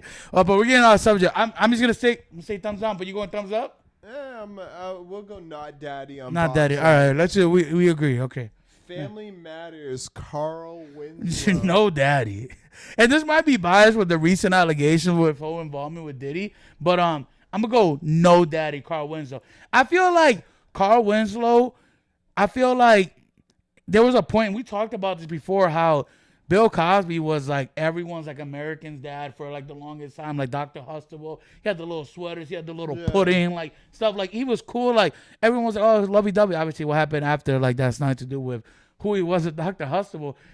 I feel like Carl Winslow kind of gave me that vibe a little bit, but he was like a police officer. He was kind of like a, good dad on the show and all that stuff, but there's nothing daddy about him, bro. Like, nah, he definitely wasn't daddy. I feel even when he was in the movie Die Hard, remember with Bruce Willis, and he was like a security officer in the building movie. I think it was Die Hard 1 or 2. Well, he played the same character. That's He's what a cop. That's what it boils down to. He has no range. Not daddy. He only plays a cop. He's just not daddy. There's nothing like. There's no aura. He don't come in the room. Well, you know who's aura? Stefan. That's daddy. Stefan daddy. Yeah, he had aura, bro. Come on now. Well, I think the thing about Carl Winslow is he doesn't even seem like a great cop. Like he kind of just seems. Yeah, he seems like a donut eater. Yeah, he feels like a cop. Carl Winslow is a donut eater. Carl Winslow. This is what Carl Winslow. Carl Winslow is that cop that knows he's close to his pension, so he can't quit because he only has like 3 years left. That's Carl Winslow. Yeah, it's not daddy. Nah. Paul Blart, daddy. And he was security. Paul Blart. No, Paul Blart is daddy. Kevin James is daddy overall. Chuck and Larry, come on now. Next one is Tim Allen, Home Improvement. Oh, daddy. That's daddy. Yo, that's daddy. Also, non-biased. He might have been one of the best Santas. I'm just going to throw that out there. Playing Santa, he might be one of the best Santa. Tim Allen? He's the only Santa I know. Nah, yo. It's like, come on now. He's daddy. Yeah, Tim Allen's This guy had like the rugged jeans. He's like working with his hands and shit. Come on now. Shit, get me started. That's daddy. Alan Matthews from Boy Meets World. So Corey's dad. Nah, man. Too uptight. You know who's daddy? Sean's dad. Mr. Feeney. Definitely daddy. He had aura. Bro, Mr. Feeney was like Mr. Miyagi. When he talks, people listen. Mr. Feeney had listen. Had like wise owl energy, yeah, you know bro. What I mean? He's like the guy from like how many like, lists does he get to Mr. Tootsie Matthews. Pop? Yeah. Daddy. Yo. Alan Matthews, not daddy. Mr. Feeney, daddy. Oh, Mr. Feeney, easy. We didn't got debate. Come on. Step by Step, I don't know that one. I don't know who that is. Married with Children, Ed O'Neill, Ed Bundy. Oh, daddy. Daddy. Yo, that's daddy. This is why he's daddy. First of all, his stories might have been fabricated. Who knows? Who cares? Daddy. His wife, she was bad. She's bad. She's mommy. She's mommy. And he also... He has no calmness. Yeah. His daughter. Yo. Also mommy. Yo, also, he told her how it is. Like, he didn't give a fuck. Shout out to all the big women out there. He used to go at them every time they were at the shoe store. Like, yo, Al Bundy, daddy. Selling shoes. Right Yo, come on, man. Chilling in the couch with his hands in his pants. So from Roseanne, Dan Connor. Oh, that's a close one. That's daddy. I like John Dan. Goodman. Yeah, John Goodman first of all. Good actor. No, he's definitely daddy because I remember there was a couple episodes where he had to like step up. Like Roseanne was like you could tell Roseanne will wear the pants in the relationship for the most part. She was like the outspoken one. But I think there was a couple episodes where they were like messing with her kids. Yeah. And yo, he stepped the fuck up. That dude. Well, he has the big qualification. He wore a lot of like lumberjack things. Plaid shirts, yeah. That's daddy material. He used to drink. He will work. He was a supporter. He was a supporter. That's daddy. That's an easy one. Yo. We should have started off with this. This is fun. The nanny, Maxwell Sheffield. Nah. I'm sorry, bro. I know who he is. Yeah. I'm not, bro. He's too uptight. The British dude? Yeah, too uptight. I don't like the accent.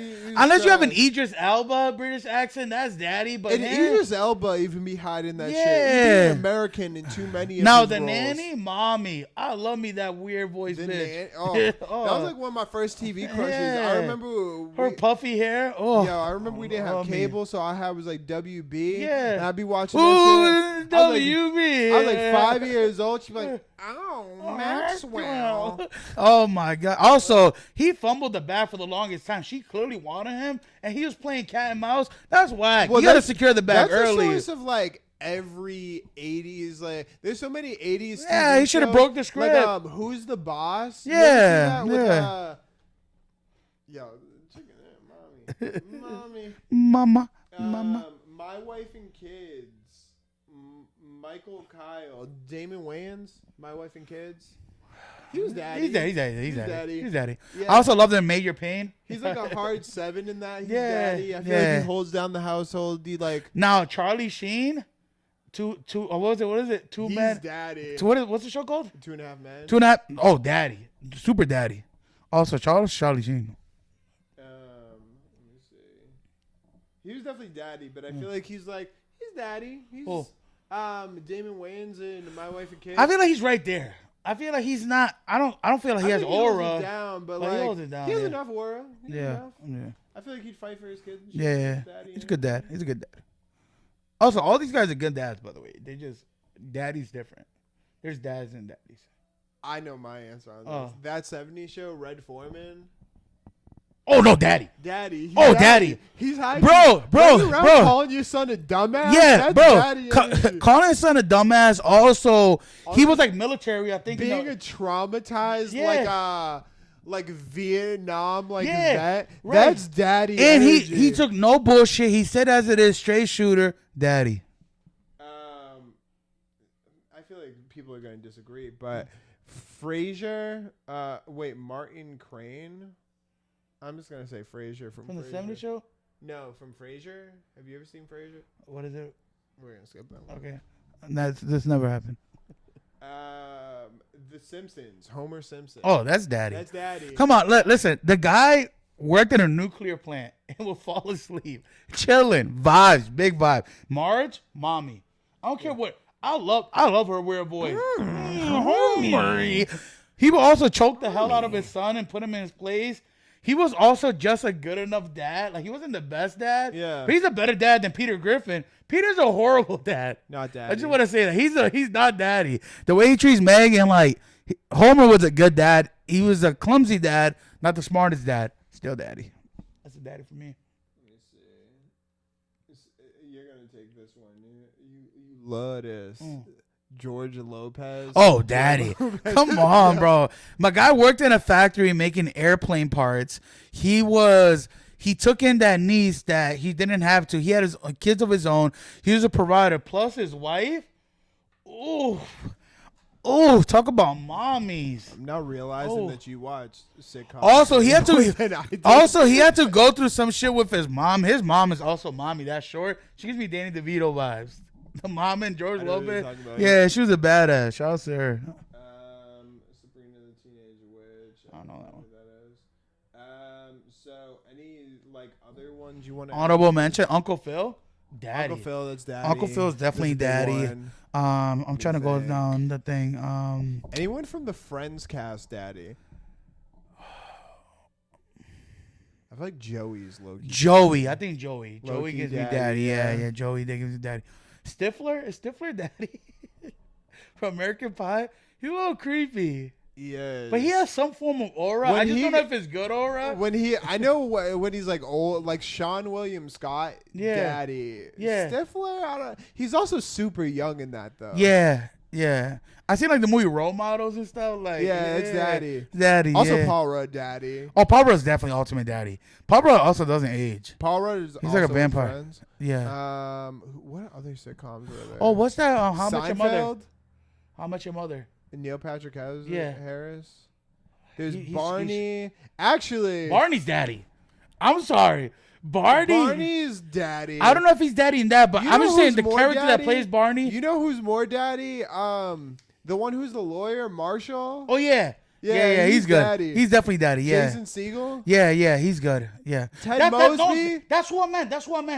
I take my vote back. That's who I meant. I thought you were talking about him. He's the Forgetting Sarah Marshall, right? Yeah. Yeah, he's daddy. That's daddy, the one I'm telling you. Yeah. The other dude. Barney, he's like the blonde one who wears suits. Yeah. It's kind of creepy. Yeah, nah. What's another fucking show? Oh, wait, I just thought about one. Oh my God. Good Girl. Who's the dude that's the roommate that never gets a job? Nick's daddy. Nick is daddy, bro. I love Nick, bro. He's hilarious too. Like, that show's mad funny. Yeah. Yo, Schmidt used to fucking kill me. Schmidt has vibe. But I can do this daddy. all day. He's not daddy. He's too goofy. He's too goofy. Yeah. And what was the black dude's name? I know his real name. Winston. Winston. Yeah, not daddy. Not daddy. Cat guy. Coach. Daddy. Coach might be daddy. Yeah. Coach daddy. Yeah. Oh my God, I feel like we're missing like some obvious ones. I'm just gonna go back here. Think of some shows. What are family shows? Oh, Swiper, no swiping, bro. Swiper is daddy. I don't care. I don't care what no one says. He's in a kid show out here just stealing, bro. He has a mask and a whole identity, and he's honest enough that he'll stop stealing when she says, "Swipe or no swiping." It takes a lot of willpower. That's daddy. Like, ah, you caught me. You caught me. King of Queens. I know we already kind of did that. King of Queens. That's Oh, with just fucking talked about Kevin James. Kevin James. Yeah, he's daddy. Yeah, that's a good show. The Martin Lawrence show. Martin Lawrence. I don't feel like Martin Lawrence. Martin Lawrence. We are. I feel like we said we talked about this in the last episode. Yeah. Daddy. Yeah. Mm-hmm. There has to be more TV shows. Oh my god. I'm trying to get on the list. Oh, Saved by the Bell. Hanging with Mr. Cooper. Saved by the Bell. Screech, not daddy. Screech, not the daddy. Principal, not daddy. I feel like AC Slater. AC Slater, yeah. Mario Lopez. Come on, man. He's so young in that. Yeah, nah, but you got the Jerry curls. Oh, going. the dad from Malcolm in the Middle. Oh, daddy. OD daddy. What's his name? Oh my god, I forget his name. I know what you're talking about. He's in Breaking Bad. Yeah, daddy. Bryan Cranston. Bryan Cranston. He's a character. He has aura. Talk about aura. He has aura. Yeah, that's a good one. God damn, I forget that one. Yeah, that show gets slept on. We did Everybody Hits Chris. Yeah. Julia's not daddy. Who's the dad from Even Stevens? I don't know his name. Yeah, he's not daddy. Not daddy. Can't even think of his name. Not daddy. I don't even know your name. Yeah, You ain't I don't even know your name, son. Malcolm in the Middle, Hanging with Mr. Cooper, Roseanne. Let's just go cartoons. Hey Arnold. Well, let's do that next episode. Oh yeah, so we're doing sitcom. We're doing sitcom. Okay, yeah. cool. All right, cool. So I think wraps it up. I think that's the episode. Yeah, I like this. This was fun. Shit, we need to focus on this shit. Yeah. So I worry about that other shit. All right. So this is where we disappear? I guess so. All right.